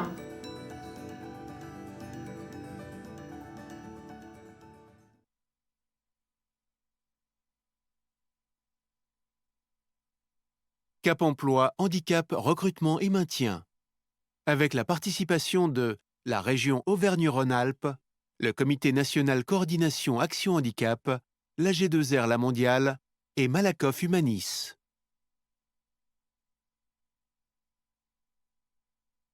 Je ne peux plus exercer le métier que je faisais jusqu'ici. Qu'est-ce que je vais devenir? Comment rechercher les métiers qui sont compatibles avec mon état de santé? Je suis trop vieux pour me former. Y a-t-il un emploi adapté à mon handicap? Est-ce que mon handicap va me permettre d'accéder à une formation? J'ai besoin de faire un point sur mes capacités et mes compétences. Je suis obligée de travailler à temps partiel. Comment vais-je faire? Je ne sais plus où j'en suis. Qui peut m'aider? Se réorienter en tenant compte de son handicap. Ce module me permettra de faire le point sur ma situation et mon parcours professionnel. Identifier mes capacités et mes compétences. Prendre en compte mon état de santé. Explorer des pistes professionnelles. Connaître le marché du travail local. Mobiliser les outils d'évaluation et définition de projets. Confirmer mon ou mes choix de métier. Valider l'adéquation entre le métier et mon état de santé. Mettre en œuvre mon plan d'action. Module 1. Bonjour, je vous contacte car je suis en arrêt depuis 1 an et demi et je ne pense pas être capable de reprendre mon travail. Je risque d'être licenciée. D'accord. Dites-moi en plus, quel est votre poste et où travaillez-vous? Je suis aide-soignante à l'hôpital et je suis en dépression. J'ai fait un burn-out en début d'année dernière et je ne veux pas y retourner. Je me sens perdue. Est-ce que vous avez entendu parler du conseil en évolution professionnelle? Nous pouvons vous aider à faire le point sur votre situation et réfléchir à de nouvelles pistes d'emploi en prenant en compte votre état de santé. Très bien, mais comment ça va se passer? Est-ce que ça va être long? Nous allons d'abord vous rencontrer pour faire un premier diagnostic. Ensuite, nous vous proposerons un accompagnement individualisé et des mesures adaptées à votre situation. Parfait. À la semaine prochaine. Fabienne rencontre son conseiller Cap Emploi. Nous avons vu au téléphone que vous aviez besoin de faire le point sur votre situation. Expliquez-moi ce qui s'est passé sur votre dernier poste. Je suis aide-soignante depuis 20 ans. J'aime beaucoup ce métier. Me sentir utile, le contact avec les gens, et c'est un poste très varié. Mais il y a 3 ans, ils ont réorganisé le service. On devait passer moins de temps avec chaque patient. Il fallait toujours plus de cadence. Et un matin, je n'ai pas pu me lever. Et à ce moment-là, qu'est-ce qui s'est passé? Je suis allée voir mon médecin qui m'a arrêtée. Et depuis, je ne suis pas retournée au travail. Et quelle a été la prise en charge médicale depuis? Là, ça va un peu mieux, mais j'ai eu un traitement pendant longtemps. Et je vois encore régulièrement mon psychiatre. Je vis à l'hôpital de jour 1 fois par semaine. Et j'ai déposé ma demande de RQTH il y a 3 mois. Si vous souhaitez réfléchir à votre projet professionnel, alors nous pouvons regarder votre CV pour détailler votre parcours professionnel. Je vois que vous avez plusieurs autres expériences professionnelles avant celle d'aide-soignante. Oui, mais ça date. Bien sûr, mais elles vous ont forcément apporté des compétences que nous allons pouvoir utiliser pour la suite de vos recherches. Il faudra d'ailleurs que ces compétences soient davantage mises en valeur sur votre CV en fonction de vos futurs choix professionnels. J'ai noté que vous aimiez le contact avec les gens et que vous vouliez vous sentir utile. Est-ce qu'il y a autre chose que vous appréciez au travail? J'aime travailler en équipe, tout en ayant des responsabilités et en étant autonome sur mon poste. On vient d'aborder le champ professionnel, mais peut-on parler aussi de ce que vous faites dans vos loisirs? C'est un excellent moyen de mettre en avant d'autres compétences. Oui, je faisais beaucoup de choses avant. J'organisais des sorties moto et des voyages, mais là je ne peux plus. Pourquoi? Parce que je me sens vite fatiguée, j'ai du mal à me concentrer et j'ai l'impression de ne plus être bonne à rien. Partons de votre quotidien. Je vous propose de lister tout ce que vous parvenez encore à faire. Ce que j'aime faire. Contact avec les gens, organiser des sorties et des voyages, conduire un véhicule, moto, etc. Ce que je me sens capable de faire. Aider et accompagner des gens, conduire, travailler à mi-temps, rester concentré sur un livre ou l'ordinateur pendant 1 heure maximum, cuisiner en suivant une recette, accompagner mon fils sur ses activités sportives. Ce que les autres pensent de moi. Bon relationnel, autonome et polyvalente. Vous voyez qu'il y a encore tout un tas de choses que vous savez et pouvez encore faire. Vous devrez continuer ce travail et le compléter au fil du temps. En plus de vos réflexions personnelles, il existe beaucoup d'outils pour compléter vos travaux en collectif ou en individuel. Bilan de compétences, questionnaire d'intérêt professionnel, fiche métier, test de personnalité et d'aptitude, logiciel d'aide à l'orientation, inventaire et portefeuille de compétences, prestations projet handicap. Adressez-vous à votre conseiller pour plus de précision. Il existe enfin des bilans médicaux complémentaires que l'on peut mobiliser pour mieux cerner vos besoins. À ce titre, avez-vous passé récemment des examens médicaux, par exemple en lien avec vos problèmes de concentration? Ces bilans viendront étayer les travaux et réflexions pour nos prochaines rencontres. Module 2. Quelques semaines plus tard. Bonjour, comment allez-vous depuis notre dernière rencontre? Ça va, j'ai commencé à compléter le tableau que vous m'aviez donné la dernière fois, mais j'ai du mal. C'est dur de savoir ce que je peux encore faire. Eh bien, vous avez quand même déjà bien travaillé. Et rassurez-vous, nous allons continuer à le compléter ensemble. Je vois par exemple que vous avez apporté quelques précisions sur le temps de travail recherché. Cela signifie-t-il que vous en avez parlé avec votre médecin? Oui, on a constaté que c'était plus dur pour moi le matin à cause de mon traitement. Ce serait donc mieux si je pouvais travailler l'après-midi. Par contre, ça me fera du bien de retourner travailler. Mais je ne m'imagine pas revenir dans mon hôpital. D'accord, j'entends donc que le maintien sur votre poste ne sera pas réalisable. Il faut que l'on réfléchisse ensemble à votre nouveau cadre de travail indispensable. Je vois dans votre tableau que votre poste d'aide-soignante vous plaît toujours. Peut-être pourrait-on travailler autour de ce premier projet, mais pour sécuriser les choses, définissons ensemble les éléments essentiels à une reprise sereine. Je ne peux travailler que les après-midi. J'aimerais pouvoir rester chez moi le week-end parce que ça me fait du bien de passer du temps avec mon fils. Et au cours de mes missions, je dois pouvoir passer plus de temps avec chaque patient. Est-ce que vous pensez que ces conditions sont compatibles avec le métier? Je n'en suis pas sûre. Vous pourriez rencontrer des aides-soignantes dans d'autres établissements pour vous rendre compte de leurs conditions de travail dans le cadre d'une enquête métier. Je peux vous aider à préparer les questions. Fabienne réalise des enquêtes métiers dans différents établissements auprès des aides-soignants. Le conseiller Cap Emploi reçoit un mail de Fabienne. Bonjour, suite à notre dernier entretien, j'ai fait plusieurs enquêtes métiers et je me rends compte que ce n'est pas possible. Toutes les aides-soignantes m'ont expliqué qu'elles travaillaient les week-ends avec des horaires décalés. Je me dis que ça ne sera pas possible de reprendre ce métier. En plus, j'ai rencontré le médecin du travail et je vais être licencié pour inaptitude. Pouvez-vous me donner un rendez-vous rapidement? Bonjour Fabienne, j'ai bien reçu votre mail et je vous propose que l'on fasse un point téléphonique. J'ai bien compris que vous ne pouviez plus cibler de poste d'aide-soignante et qu'il fallait définir un nouveau projet. Oui, mais moi je ne vois vraiment pas vers quoi m'orienter. Je pensais pouvoir reprendre mon ancien métier et je ne sais rien faire d'autre. Et puis, à mon âge... Rassurez-vous, on va prendre le temps de travailler ensemble sur un nouveau projet. Ok, mais moi il faut bien que je vive, et du temps, je n'en ai pas tant que ça. Ça fait déjà 1 an et demi que je n'ai rien fait. À ce moment de votre parcours, il est nécessaire de vérifier les points suivants. Je me suis informé des démarches à mettre en œuvre pour m'inscrire à Pôle emploi. J'ai déposé une demande de RQTH à la MDPH. J'ai ouvert mon compte CPF pour faire valoir mes droits à la formation professionnelle. En fonction des conditions d'éligibilité, j'ai demandé une pension d'invalidité ou une rente ou une allocation adulte handicapé. Si besoin, j'ai contacté une assistante sociale. C'est clair pour les démarches administratives, mais comment je fais pour travailler mon nouveau projet? Déjà, vous devez rester à l'écoute de ce qui se passe sur le marché de l'emploi, en consultant les offres d'emploi locales, Pôle emploi, Indeed, et en parlant avec vos proches, sans vous mettre de frein. Vous noterez toutes vos idées et on en parlera lors de notre prochain entretien. Fabienne consulte les offres Pôle emploi et prend des notes. Fabienne échange avec des amis et prend des notes. Fabienne a une idée. Quelque temps plus tard... J'ai pu mettre en pratique les conseils que vous m'aviez donnés. Ça m'a permis de dégager certaines pistes, mais j'ai toujours du mal à m'y retrouver. Je sais que je veux conserver un contact avec les gens, parce que ça me fait du bien. Je me dis donc que je pourrais rester dans le secteur du soin ou explorer un domaine plus social.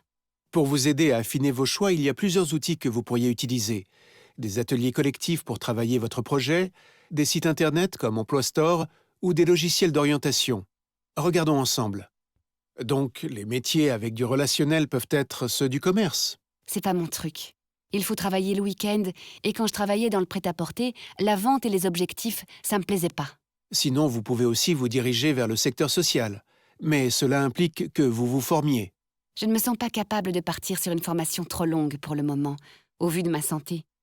Quand j'ai fait mes enquêtes métiers, j'ai aussi échangé avec des agents d'accueil. Ça pourrait être bien, non? Ça conviendrait en effet plutôt bien à votre situation. Cependant, si l'on regarde les informations sur le marché du travail, les opportunités d'emploi semblent rares.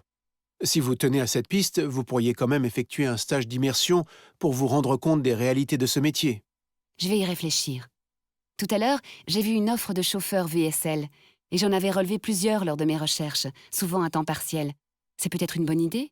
D'accord, regardons les prérequis. Pour devenir chauffeur VSL, Vous pouvez suivre une formation longue d'ambulancier ou celle d'auxiliaire ambulancier qui dure moins d'1 mois. Ça me plaît bien, d'autant que je vous avais dit que j'aimais bien conduire. Et en plus, je resterai en contact avec les gens. Module 3. Fabienne, la dernière fois que nous nous sommes vus, nous avions évoqué cette piste professionnelle de chauffeur VSL. Il va donc falloir maintenant que nous validions ce projet et que nous prenions plus d'informations à ce sujet. D'accord. Il faut donc que je fasse une nouvelle enquête métier comme la dernière fois? C'est bien ça, mais elle devra vous servir aussi à obtenir un stage dans l'entreprise. Et vous commencerez à vous constituer un réseau. Et en voyant comment cela se passe sur le terrain, vous pourrez aussi vérifier que cela correspond à vos attentes. Voilà les questions que vous pourrez poser, par exemple. Nom de l'entreprise, personne rencontrée, fonction de l'interlocuteur. Quelle est la journée type sur le poste de chauffeur VSL dans votre entreprise? Quelles sont les tâches et missions? Quelles sont les compétences et qualités que vous recherchez sur ce poste? Quelles sont les conditions d'exercice de ce métier?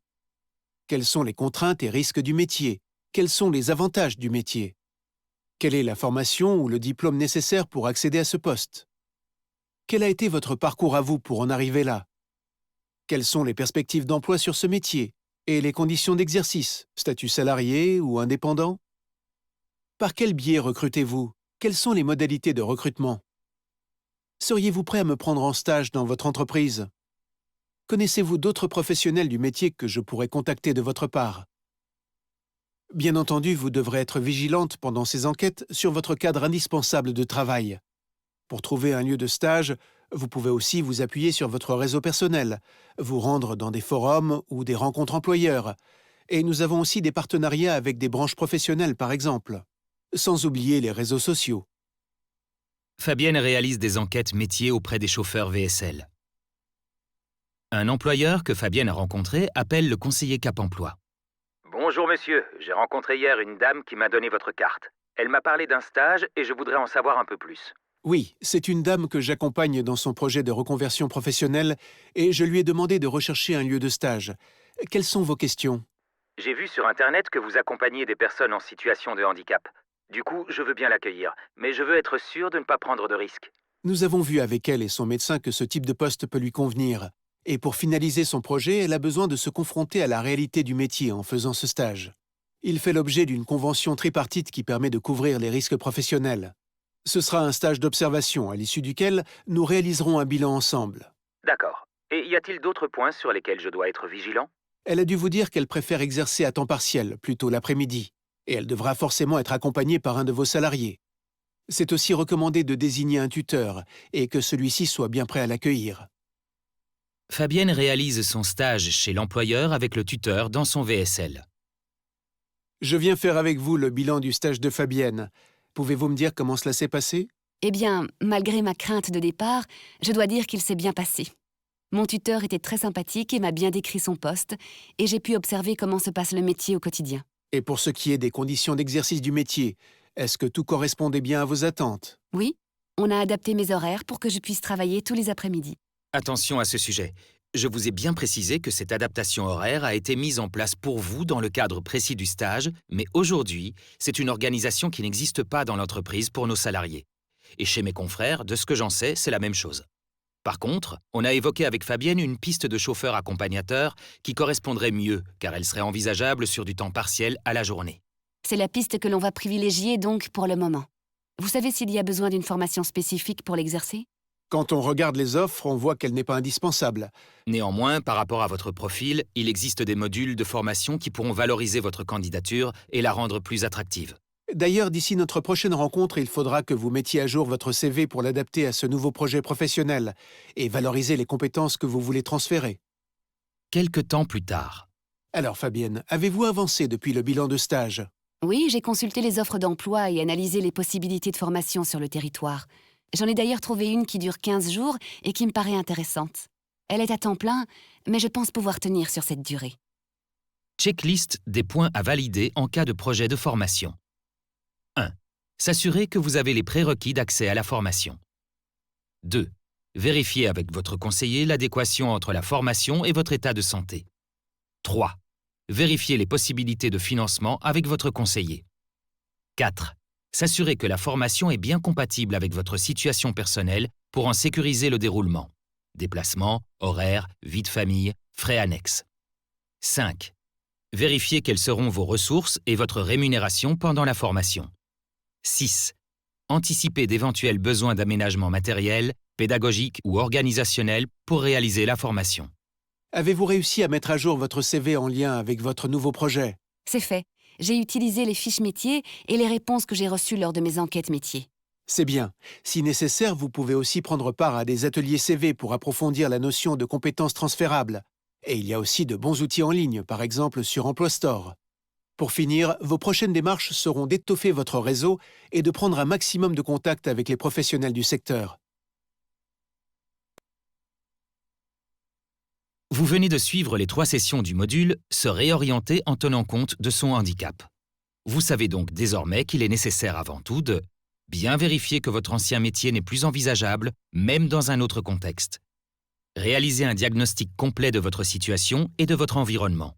Consacrer du temps et de l'investissement à la définition de votre nouveau projet. Toujours prendre en compte et définir votre cadre de travail indispensable. Identifier plusieurs pistes au cas où le projet principal ne soit pas réalisable. Rencontrer un maximum de professionnels pour élargir les possibilités. Vérifier la faisabilité du projet sur le terrain. Cap Emploi, Handicap, Recrutement et Maintien. Avec la participation de la région Auvergne-Rhône-Alpes, le Comité national coordination Action Handicap, l'AG2R La Mondiale et Malakoff Humanis.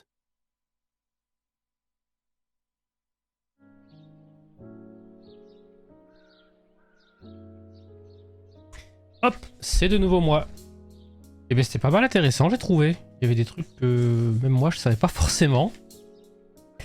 Alors comme vous le savez peut-être, Pôle emploi et Cap emploi se sont rapprochés. Donc là on va regarder des vidéos qui expliquent un petit peu tout ça en quelques minutes. Qui expliquent en quelques minutes les avantages du rapprochement Pôle emploi, Cap emploi pour les employeurs. C'est réalisé par le Cap emploi 59 de Lille. Et il y a aussi un témoignage fait par le Cap emploi 80 sur justement ce rapprochement. Et sur Valérie qui a été bénéficiaire des services qui explique les avantages de ce rapprochement. Voilà, et ça dure une petite dizaine de minutes et on se retrouve juste après.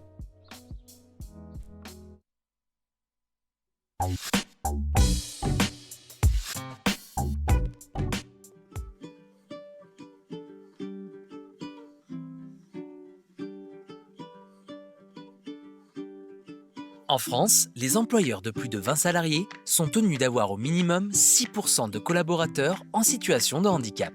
En 2021, ce taux n'atteint pourtant que 3,5%. Et pour cause, même les entreprises les plus investies sur le sujet, qui ont signé un accord en faveur de l'emploi des travailleurs handicapés agréés par l'État, peinent à trouver des profils correspondant à leurs besoins en recrutement. En tant qu'entreprise couverte par un accord handicap, nous étions en recherche de recrutement inclusif et nous devions aller frapper successivement à 2 portes pour répondre à nos besoins de recrutement en termes de travailleurs handicapés. En effet, le Cap emploi accompagne spécifiquement les personnes en situation de handicap demandeurs d'emploi. Donc on n'avait qu'une petite partie des candidats. A contrario, le Pôle emploi accompagne un plus grand nombre de demandeurs d'emploi reconnus travailleurs handicapés, mais n'avait pas cette spécificité dans les thématiques handicap. Alors, pour les aider, Pôle emploi, opérateur de placement des demandeurs d'emploi, et les Cap emploi, spécialisés dans l'accompagnement vers et dans l'emploi des personnes en situation de handicap à besoins spécifiques, ont décidé de se rapprocher. Ensemble, ils proposent une offre de services commune aux employeurs qui s'engagent pour le recrutement de travailleurs handicapés, avec un mot d'ordre: offrir le bon service au bon moment. Pour l'employeur, l'offre de services intégrés de Pôle emploi et des Cap emploi du Nord lui permet 1. Une simplification de ses démarches.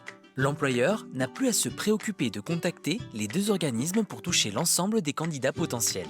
Les fichiers de demandeurs d'emploi en situation de handicap sont désormais mutualisés entre les 2 opérateurs. 2. Une réponse ciblée sur son besoin. Le recruteur contacte son référent habituel, Cap emploi ou Pôle emploi, ou contacte le 39 95 et sera orienté en fonction de son besoin. Dans le cadre d'un projet de recrutement inclusif, son référent se chargera de lui proposer des candidats dont le profil répond à son besoin en recrutement. 3. Une qualité de l'accompagnement. Le référent de l'employeur pourra lui proposer parmi toute la palette des offres de services, celles qui correspondront à ses attentes, à savoir une aide à la clarification des besoins et à la définition de l'offre d'emploi, un sourcing des candidats, des mises en situation professionnelle, une formation préalable à l'embauche, des aides financières à l'embauche et un suivi en emploi du collaborateur si nécessaire. Ce rapprochement, c'est une pierre deux coups car pour nous, ça permet de frapper à une seule porte et d'avoir tous les demandeurs d'emploi et d'être accompagnés de façon spécifique sur le recrutement des personnes en situation de handicap. Alors le rapprochement entre Cap Emploi et Pôle Emploi nous permet d'avoir moins d'interlocuteurs, donc plus de fluidité dans les échanges afin de faire connaître nos attentes et nos besoins. Cela permet aussi pour les conseillers qui rencontrent les candidats de mieux les préparer à nos process de recrutement, à notre façon de faire et donc de sécuriser leur parcours. À la fin, ça permet de recruter des gens qui connaissent exactement nos métiers, qui n'ont pas peur d'intégrer l'entreprise, même en situation de handicap, car nous sommes tout à fait en capacité de les intégrer et donc des retours positifs aussi bien sur le process que sur l'envie de travailler chez nous. Les avantages d'un recrutement de collaborateurs en situation de handicap sont nombreux. Il réaffirme la responsabilité sociale de l'entreprise, donne une chance à des employés compétents et motivés et permet à l'employeur de bénéficier, entre autres, d'aides financières de l'AGEFIP. C'est pour cela qu'aujourd'hui, Pôle Emploi et Cap Emploi s'organisent pour simplifier la tâche des employeurs et ainsi maximiser leurs chances de rencontrer des candidats au profil qui correspond à leurs besoins.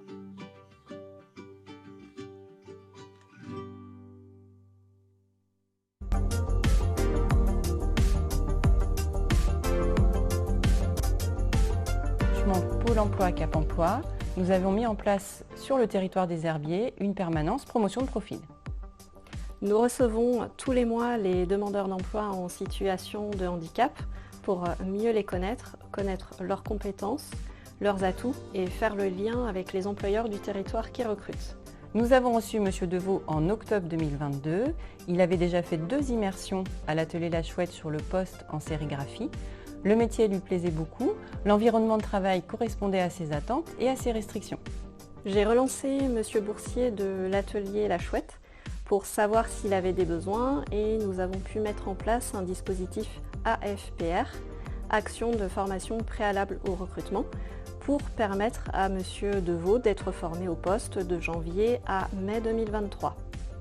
Donc notre atelier est spécialisé dans les procédés de marquage sur toute la partie textile et objets publicitaires depuis 1976, donc à savoir sérigraphie, broderie et impression numérique. Alors Antoine nous a montré qu'il était vraiment très intéressé par ce poste et qu'il avait vraiment envie d'intégrer l'équipe. Et son implication, sa motivation, c'est ce qui a fait qu'aujourd'hui on souhaite poursuivre avec Antoine pour l'avenir. Et lui offrir plus de possibilités, donc c'est-à-dire par rapport à son handicap, l'adaptation du poste pour qu'il soit vraiment plus adapté aux différentes tâches qu'il va pouvoir réaliser au sein de notre atelier. Le former aussi sur d'autres procédés qu'on peut avoir à l'atelier sur toute la partie sérigraphie et pour qu'il puisse être plus autonome sur toutes ces tâches. On était vraiment très satisfaits des échanges qu'on a pu avoir avec Pôle Emploi et Cap Emploi. On a eu réponse à nos questions, à nos attentes. Donc on remercie vraiment Pôle Emploi et Cap Emploi d'avoir mené à bien cette mission qui était aussi importante pour nous que pour Antoine. Nous avons réalisé conjointement Pôle Emploi et Cap Emploi 2 bilans pendant le temps de formation de M. Deveau sur le site de l'entreprise. Puis il a ensuite été recruté en contrat CDD de 6 mois. Il est actuellement en CDD et je poursuis mon accompagnement pour évaluer avec M. Deveau, l'entreprise et les médecins du travail les besoins d'adaptation et d'aménagement au regard de ces restrictions pour sécuriser au maximum son parcours et qu'il puisse être bien dans l'entreprise et y rester.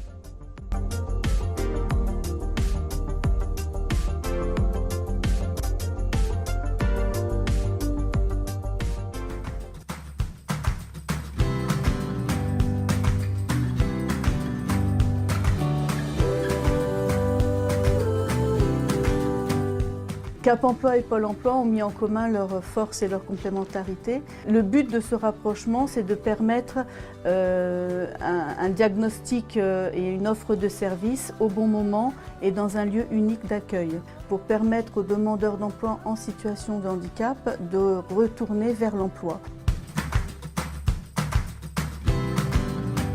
nous gardons une veille régulière justement sur les demandeurs d'emploi qui procèdent à leur inscription, notamment les bénéficiaires donc, de reconnaissance en qualité de travailleur handicapé, RQTH, les bénéficiaires de l'obligation de l'emploi travailleur handicapé, donc BOETH, et sur les licenciés pour inaptitude. Donc, ce qui nous permet derrière de pouvoir être réactifs. On organise donc des diagnostics croisés, donc avec le Cap Emploi, le Pôle Emploi, donc les conseillers, et le demandeur d'emploi, justement pour pouvoir échanger sur la situation de santé. Et de là, on pourra déterminer un accompagnement adapté à la personne, donc accompagnement personnalisé qui sera mis en place au bon moment, donc avec le bon dispositif.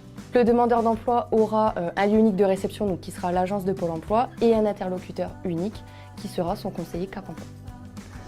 Alors c'est suite à mon licenciement pour inaptitude et à l'obtention de ma RQTH que je me suis inscrite à Pôle Emploi. Alors tout de suite ma conseillère m'a orientée vers un diagnostic croisé avec Cap Emploi où j'ai pu expliquer mes contraintes de santé, mes problèmes par rapport au futur métier que j'allais avoir. Donc les missions de Cap Emploi, c'est d'amener le demandeur d'emploi à lever les freins du handicap dans son retour à l'emploi. Cap Emploi intervient sur 3 axes, le maintien dans l'emploi, l'élaboration d'un projet professionnel adapté à sa situation de handicap et l'insertion professionnelle auprès des employeurs en tenant compte des besoins en compensation ou en adaptation de poste.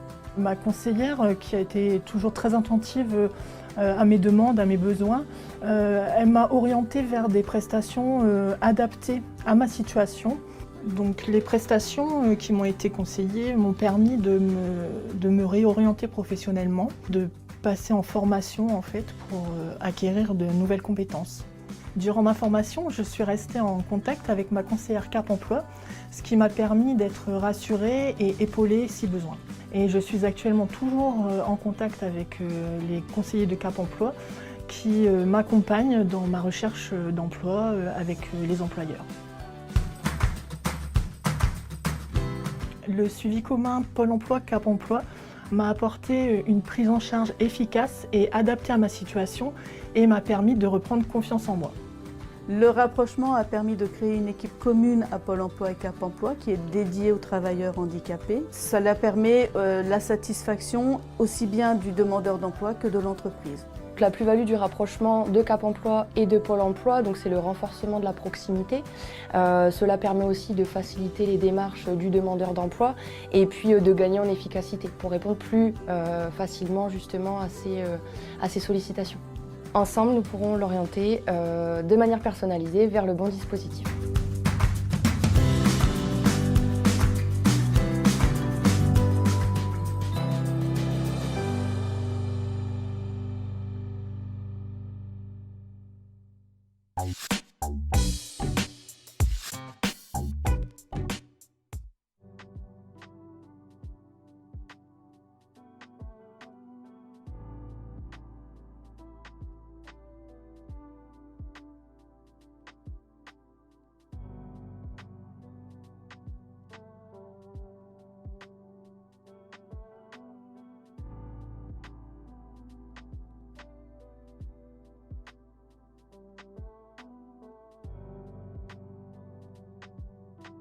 Et je me suis encore fait avoir par le son du mute. Merci Fody. Je suis bien sur tous les boutons, il n'y a que celui-là que j'oublie de cliquer à chaque fois. Donc je disais, on va terminer avec un reportage de à peu près un peu moins de 25 minutes, avec quelques animations sur divers sujets. Je rappelle aussi qu'il y a toujours un chargé de mission de Cap Emploi qui est dans le chat pour répondre à vos questions éventuelles. Et donc là, on va parler de divers sujets comme sortie ESRP, EA tremplin, comment se passent les arrêts maladie également, et vous donner quelques informations sur le dispositif conseil en évolution professionnelle. Et ce reportage a été réalisé par Keops Nouvelle-Aquitaine, des Cap Emploi Rhône-Alpes et Nouvelle-Aquitaine. Et nous, on se retrouve après dans, je vous dis, à peu près un peu moins de 25 minutes. Et je vous expliquerai le déroulé de la journée de demain qui ne sera plus ici et qui sera de nouveau au Cap Emploi 57 avec les émissions en direct, tout ça. Mais je vous réexplique tout ça après le dernier reportage.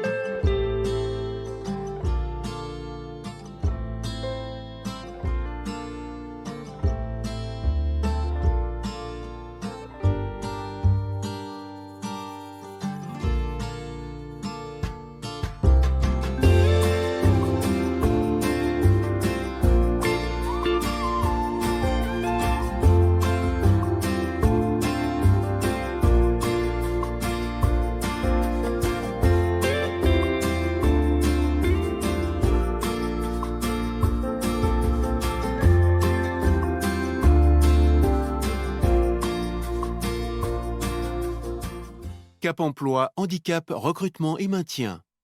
Avec la participation de la région Auvergne-Rhône-Alpes, le Comité national coordination Action Handicap, la G2R La Mondiale et Malakoff Humanis.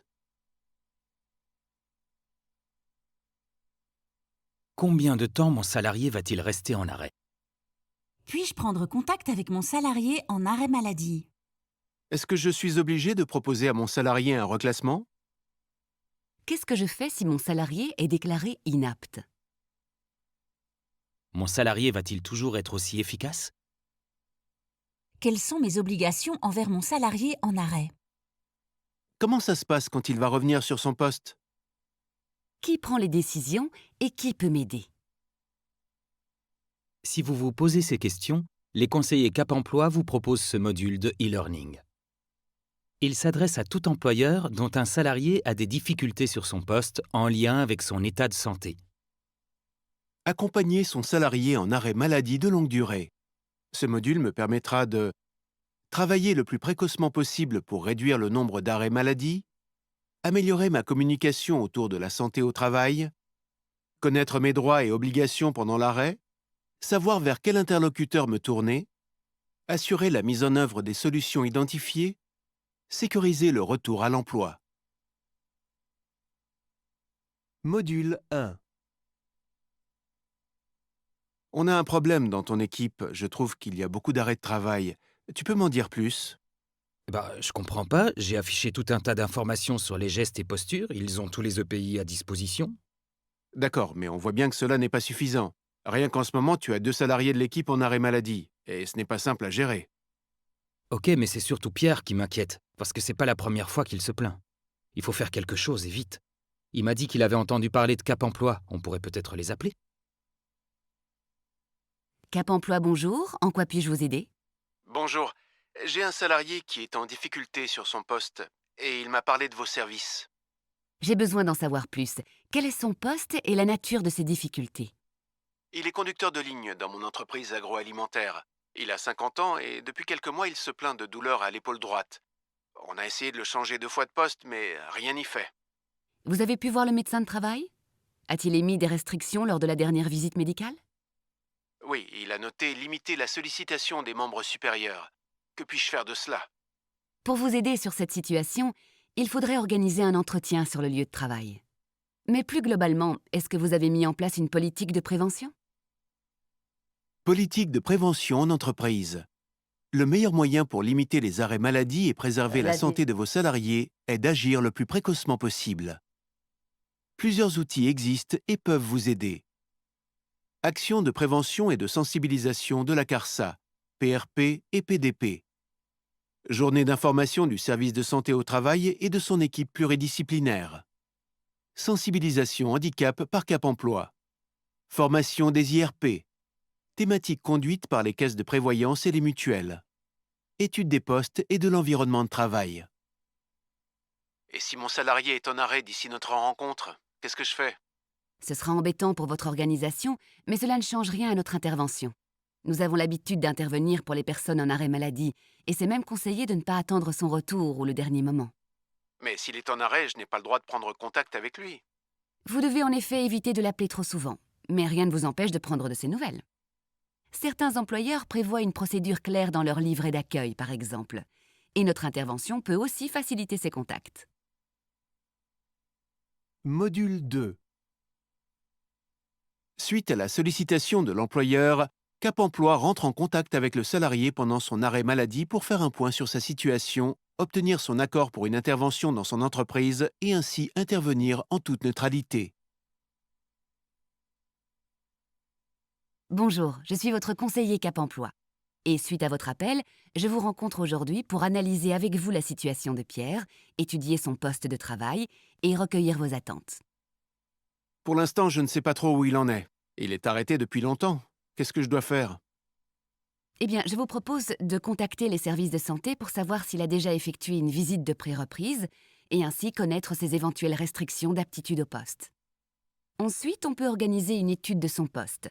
Dans la mesure du possible, ce serait intéressant qu'elle puisse avoir lieu avec le médecin de travail et votre salarié. Une fois cette étude réalisée, nous serons en mesure de vous proposer des solutions d'aménagement et de vous accompagner jusqu'à la mise en œuvre et à la reprise de travail de votre salarié. Mais on ne pourrait pas faire un peu plus simple? Et en plus, ça risque de me coûter cher. Nous veillerons toujours à vous proposer des aménagements adaptés et réalistes, pour lesquels nous pourrons en plus vous aider à solliciter des aides financières. Nous pourrons vous accompagner dans toutes ces démarches de maintien en emploi et vous permettre de répondre à vos obligations légales. Éléments législatifs, santé au travail des salariés. D'accord. De toute façon, j'ai besoin de trouver une solution, parce que Pierre a des compétences dont l'entreprise ne peut pas se passer. J'ai rencontré Pierre la semaine dernière en visite de pré-reprise, et j'ai identifié que ce qui pouvait poser problème sur son poste, c'est essentiellement les activités de travail avec les bras en hauteur et la manutention des charges. Moi, ce qui me pose le plus de difficultés, c'est que le bouton de commande de la ligne est placé un peu trop haut et que ça me fait souffrir en fin de journée. En plus, je dois aller chercher les marchandises 5 ou 6 fois par jour avec un transpalette manuel. D'un point de vue technique, nous pourrions envisager de déplacer le bouton de commande à une hauteur adéquate. On pourrait aussi étudier une organisation visant à réduire les contraintes physiques de l'approvisionnement de la ligne. Par exemple, en formant Pierre à l'utilisation d'un chariot élévateur, on pourra faciliter le déplacement des marchandises.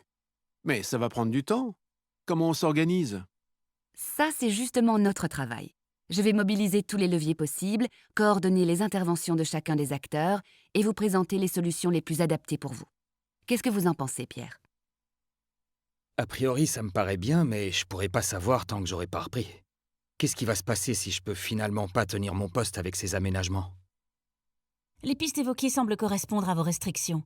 On pourra toujours s'appuyer sur une reprise à temps partiel thérapeutique pour sécuriser davantage votre retour à l'emploi. Je pense avoir en ma possession tous les éléments dont j'ai besoin pour avancer sur cette situation. Je vais donc faire le nécessaire et je reviens vers vous au plus vite. Recherche de fournisseurs et recueil des devis. Essai de matériel. Validation par le médecin du travail. Recherche de financement. Coordination des acteurs. Module 3. Bonjour Pierre, comment allez-vous aujourd'hui? Je me sens mieux. J'ai rencontré le médecin conseil qui me demande de reprendre. Il est d'accord pour que je fasse 2 mois à temps partiel thérapeutique, mais je ne vous cache pas que je suis quand même un peu inquiet. C'est normal que vous soyez inquiet, mais cette mesure de temps partiel est justement là pour vous aider à reprendre progressivement et tester les aménagements mis en place. Je vous rappelle qu'on a modifié la chaîne de production. Le médecin conseil vous ayant autorisé à faire la formation CACES pendant votre arrêt, vous allez pouvoir utiliser un chariot élévateur au lieu du transpalette manuel. Et de toute façon, vous allez rencontrer le médecin du travail lors de la visite de reprise et nous continuerons à vous accompagner après votre retour au poste. Mais cette visite de reprise, c'est moi qui m'en occupe? Et mon employeur, il est informé de tous ces aménagements? J'ai échangé régulièrement avec votre employeur et le médecin du travail qui ont accepté tout ce qu'on préconise et organisé la visite de reprise. Et si malgré tout cela, je suis toujours en difficulté sur mon poste, qu'est-ce qui va se passer? On pourra d'abord modifier ou compléter l'aménagement. Ensuite, on verra si d'autres postes en interne peuvent vous convenir davantage. Et si on devait aller vers un licenciement pour inaptitude, on travaillerait ensemble sur un projet de reconversion. Pour finir, je veux attirer votre attention sur le fait que ces changements modifient votre environnement de travail, mais aussi celle de votre équipe. Je vous propose donc qu'on leur explique les raisons de ces aménagements. Quelques semaines plus tard. Et là, vous voyez le bouton de commande que l'on a abaissé. Est-ce que ça vous permet de tenir votre poste, Pierre? Oui, c'est bien comme ça, mais j'aurais bien aimé une commande au pied. Oui, c'est vrai que cela existe, mais cette solution semblait nécessaire et suffisante au regard de vos restrictions, et elle vient bien compenser votre handicap. Je termine mon temps partiel thérapeutique la semaine prochaine, et je ne sais pas ce que ça va donner sur un temps plein. C'est vrai que nous ne l'avons pour l'instant vu évoluer que sur un temps partiel. Qu'est-ce qu'il se passe s'il est à nouveau en difficulté? Les aménagements mis en place aujourd'hui devraient convenir à la situation de Pierre. Mais dans un contexte professionnel, tout peut évoluer. Environnement, outils de travail, état de santé des salariés. Et si cela amène de nouveaux besoins au regard de la compensation du handicap, nous pourrons bien sûr réintervenir. Très bien. De mon côté, j'ai demandé à mon chef d'équipe de réaliser avec Pierre des bilans réguliers sur l'évolution de sa situation de travail. C'est parfait. Ça vous permettra donc de conserver en interne les compétences de Pierre. Et avec l'équipe, ça se passe comment? La sensibilisation que l'on a réalisée à ma reprise a permis d'aborder mon handicap comme je le souhaitais et ça a bien facilité les choses. Vous venez de suivre les 3 sessions du module Maintien accompagner son salarié en arrêt maladie de longue durée. Vous savez donc désormais qu'il est nécessaire avant tout de organiser la prise de contact avec les salariés pendant leur arrêt, sensibiliser les salariés sur la santé au travail, anticiper la reprise de travail en agissant au plus tôt, mettre autour de la table l'ensemble des partenaires intervenant sur la situation, s'appuyer sur Cap Emploi, sécuriser la reprise du salarié en validant les aménagements et sensibilisant le collectif de travail, utiliser ces situations individuelles pour agir sur la politique de prévention globale de l'entreprise. Cap Emploi, handicap, recrutement et maintien. Avec la participation de la région Auvergne-Rhône-Alpes, le Comité national coordination action handicap, la G2R La Mondiale et Malakoff Humanis.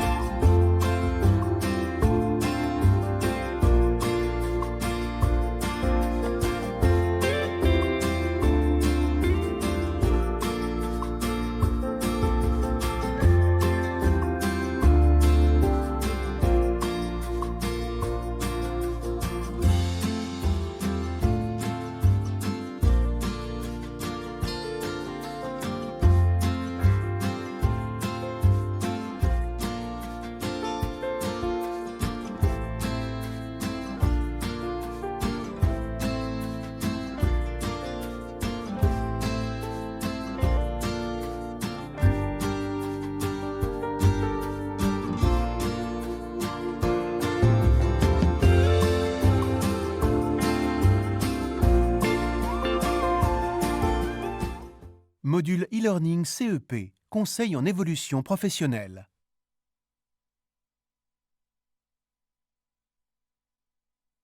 Cap Emploi, handicap, recrutement et maintien. Avec la participation de la région Auvergne-Rhône-Alpes, le Comité national coordination Action Handicap, la G2R La Mondiale et Malakoff Humanis. Je souhaite évoluer dans ma carrière. Comment puis-je m'y prendre? Je suis salarié et en arrêt de travail. Je dois penser à changer de métier. Comment je peux faire? J'envisage de suivre une formation. Vers qui dois-je me tourner? C'est quoi le CEP? C'est vrai qu'on peut démissionner et toucher des allocations chômage? Je ne peux plus exercer mon métier, je suis perdue. Ça fait 20 ans que je fais le même métier. J'ai envie de changer. Et avec mon problème cardiaque, qu'est-ce que je peux faire?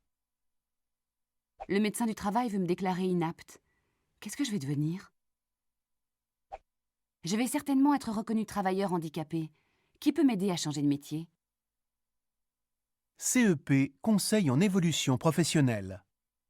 Ce module me permettra de savoir ce qu'est le CEP, connaître les opérateurs CEP et leur rôle, comprendre comment et pourquoi définir un projet professionnel, identifier les outils et les étapes à respecter, savoir comment mettre en œuvre et financer un projet de formation, mobiliser mon CPF et utiliser l'application Mon compte formation.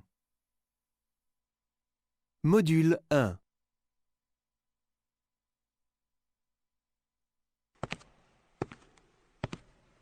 J'ai de plus en plus mal quand je viens travailler. Je ne vais pas tenir longtemps. Il faut vraiment que je change de boulot. J'ai entendu hier à la radio qu'il existe un service gratuit qui s'appelle le CEP. Tu devrais peut-être te renseigner. Mon conseil en évolution professionnelle. Pour répondre à votre question, le CEP s'adresse à tout actif, salarié, indépendant, demandeur d'emploi, porteur de projet. Il permet de bénéficier gratuitement d'un conseil en évolution professionnelle pour s'orienter et construire un projet professionnel. Il commence par un temps d'écoute, de recul et d'appui sur votre situation professionnelle. C'est maintenant un vrai levier pour agir et choisir son avenir professionnel. Et concrètement, comment ça se passe? On va vous recevoir en entretien individuel. C'est une démarche personnelle et confidentielle. On va d'abord analyser ensemble votre demande et votre situation. Puis, si vous le souhaitez, vous accompagner pour la mise en œuvre de votre projet. Celui-ci pourra par exemple se traduire par une validation des acquis de l'expérience, par un bilan de compétences, une formation ou une création d'activité. À l'issue de nos échanges, vous aurez une idée précise des actions à conduire. Parfait. Alors on prend rendez-vous? Oui, vous avez le choix entre 5 opérateurs. Pôle emploi, Mission locale, APEC, Cap emploi, le CIBC. Module 2. Bonjour. Mon état de santé ne me permet plus de travailler comme aide à domicile. Qu'est-ce que vous pouvez me proposer? La première étape, c'est de définir précisément ce que vous voulez et ce que vous pouvez faire. Le projet que nous allons valider va servir de fondation à toute la suite de vos démarches. Très bien. Alors on fait comment? D'abord, on va faire le point sur votre parcours personnel et professionnel. Repérer vos compétences, vos centres d'intérêt ou vos passions, vos idées, vos expériences passées, vos formations. Je vous arrête tout de suite. Moi, je n'ai aucune formation. Peut-être, mais je vois dans votre parcours que vous avez travaillé 10 ans comme aide à domicile. Vous avez donc forcément acquis des compétences. Vous pourrez peut-être engager une démarche de validation des acquis de l'expérience, VAE. Il y a d'ailleurs beaucoup d'autres outils qui peuvent vous aider à définir un projet professionnel. Regardez. Outils mobilisables pour définir, valider son projet pro. Bilan de compétences, stage en entreprise, mise en situation, fiche métier et enquête professionnelle, site internet d'aide à l'orientation, validation des acquis de l'expérience, VAE, test d'orientation et d'aptitude, atelier, prestation d'aide à la création d'activités, outils de diagnostic et de compensation en lien avec votre état de santé. Mais ça risque d'être long et compliqué. C'est vrai, ça va vous demander du temps et un investissement personnel important. Pour autant, ne vous inquiétez pas car nous sommes à vos côtés et sommes experts dans ces démarches. Nos conseillers ont une vision précise du marché du travail et du contexte économique et sont en lien direct avec les employeurs. Vous pouvez commencer par recenser vos compétences professionnelles et personnelles, revalider avec votre médecin vos aptitudes, consulter les fiches métiers et les offres d'emploi. D'accord, j'y vois plus clair. Je reviens vers vous quand j'ai avancé dans ces démarches. Module 3. Quelques semaines plus tard. J'ai réfléchi et validé un projet professionnel qui m'intéresse. En plus, mon médecin m'a confirmé que c'était réalisable. Par contre, je dois me former. Comment on fait? Je peux vous accompagner sur la recherche de la formation la plus appropriée. Une formation a un coût, et on doit aussi s'assurer que vous aurez des ressources pendant la durée de celle-ci. Mais moi, je ne peux pas payer la formation. Il existe plusieurs solutions de financement. D'abord, avez-vous créé votre compte CPF? CPF, compte personnel de formation.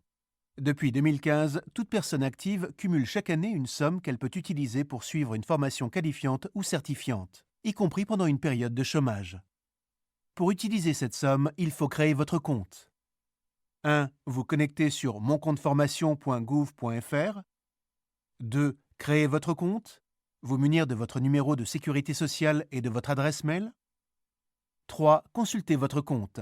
Votre solde CPF apparaîtra à l'écran. D'accord, mais ma formation d'assistant commercial coûte 7 000 € et je n'ai que 1 000 € sur mon compte CPF. Comment faire? Nous allons explorer les autres solutions existantes.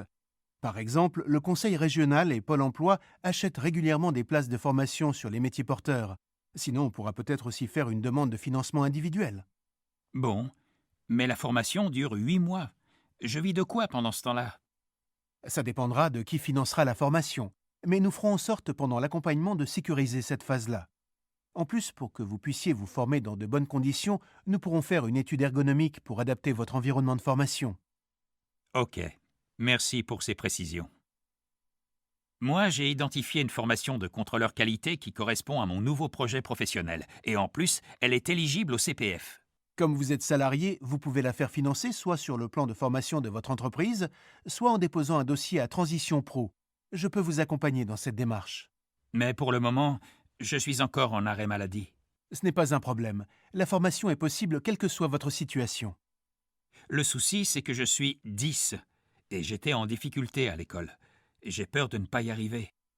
Je comprends. Nous pourrons mettre en place les adaptations nécessaires. Par exemple, de la remédiation cognitive, du tutorat, des logiciels adaptés. Et dans tous les cas, je reste à votre écoute tout au long de la formation. C'est parfait. Merci. Vous venez de suivre les sessions du module CEP, Conseil en évolution professionnelle.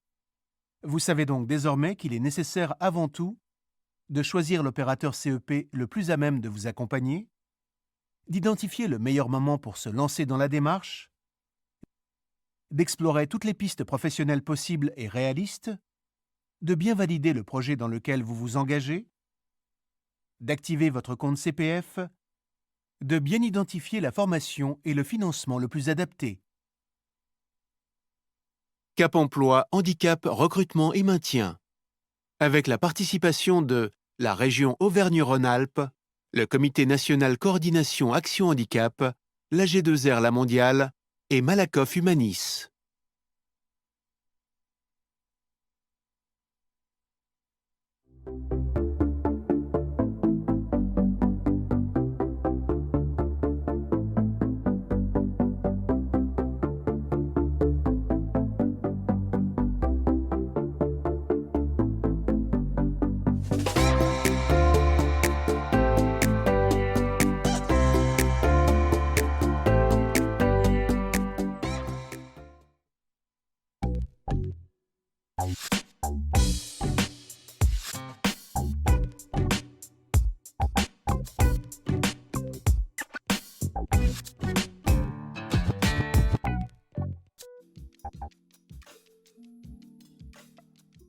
Et ce coup-ci, je n'ai pas oublié de démute le micro. Eh, vous ne m'aurez pas à tous les coups. Et ben voilà, du coup on arrive un petit peu à la fin de cette deuxième journée que nous on a passé ensemble. Donc du coup le programme pour demain. À partir de 9h30, ce sera sur la chaîne de Talentéo que vous connaissez maintenant. Et qu'on va d'ailleurs aller raid là à la fin de ce live. Donc à partir de 9h30 demain, on retrouve tous les temps forts de la journée d'aujourd'hui. À partir de 10h, on est de nouveau ici, au Cap Emploi de Metz, avec un petit forum sur le maintien dans l'emploi, qu'est-ce que c'est, avec Johanna qui sera chargée de mission au Cap Emploi et qui expliquera un petit peu le service. Vous pourrez échanger avec eux, ils répondront en direct à la caméra à vos questions. Ensuite, à 11h, on parlera de Duodé. On en a déjà parlé ce matin. Je ne sais plus avec qui c'était, mais on a déjà parlé un petit peu de Duodé ce matin. Donc là, demain, ce sera un petit peu plus détaillé. À partir de 14h également demain, ce sera présentation de Job Ulysse et de sa solution numérique. Et à 15h, ce sera atelier technique de recherche d'emploi. Voilà, voilà. Donc ça va être bien sympathique. Du coup, moi, vous ne me retrouverez plus devant la caméra, mais je serai là chez eux demain et après-demain. Je serai derrière la caméra en régie. Voilà, voilà. Mais je vous ferai un petit coucou dans le chat, bien évidemment. Alors, ne bougez pas, j'envoie le raid. Talent Théo, normalement, c'est bien écrit. Oui. En tout cas, moi, je vous souhaite à toutes et à tous une très très bonne soirée. Merci beaucoup pour votre soutien. Merci d'avoir regardé la chaîne encore une fois aujourd'hui. Ça fait extrêmement plaisir de partager tout ça avec vous. Et nous, on se retrouve chez Talent Théo en quelques secondes. Et on se retrouve demain sur cette même chaîne. Bonne soirée tout le monde. Bye bye.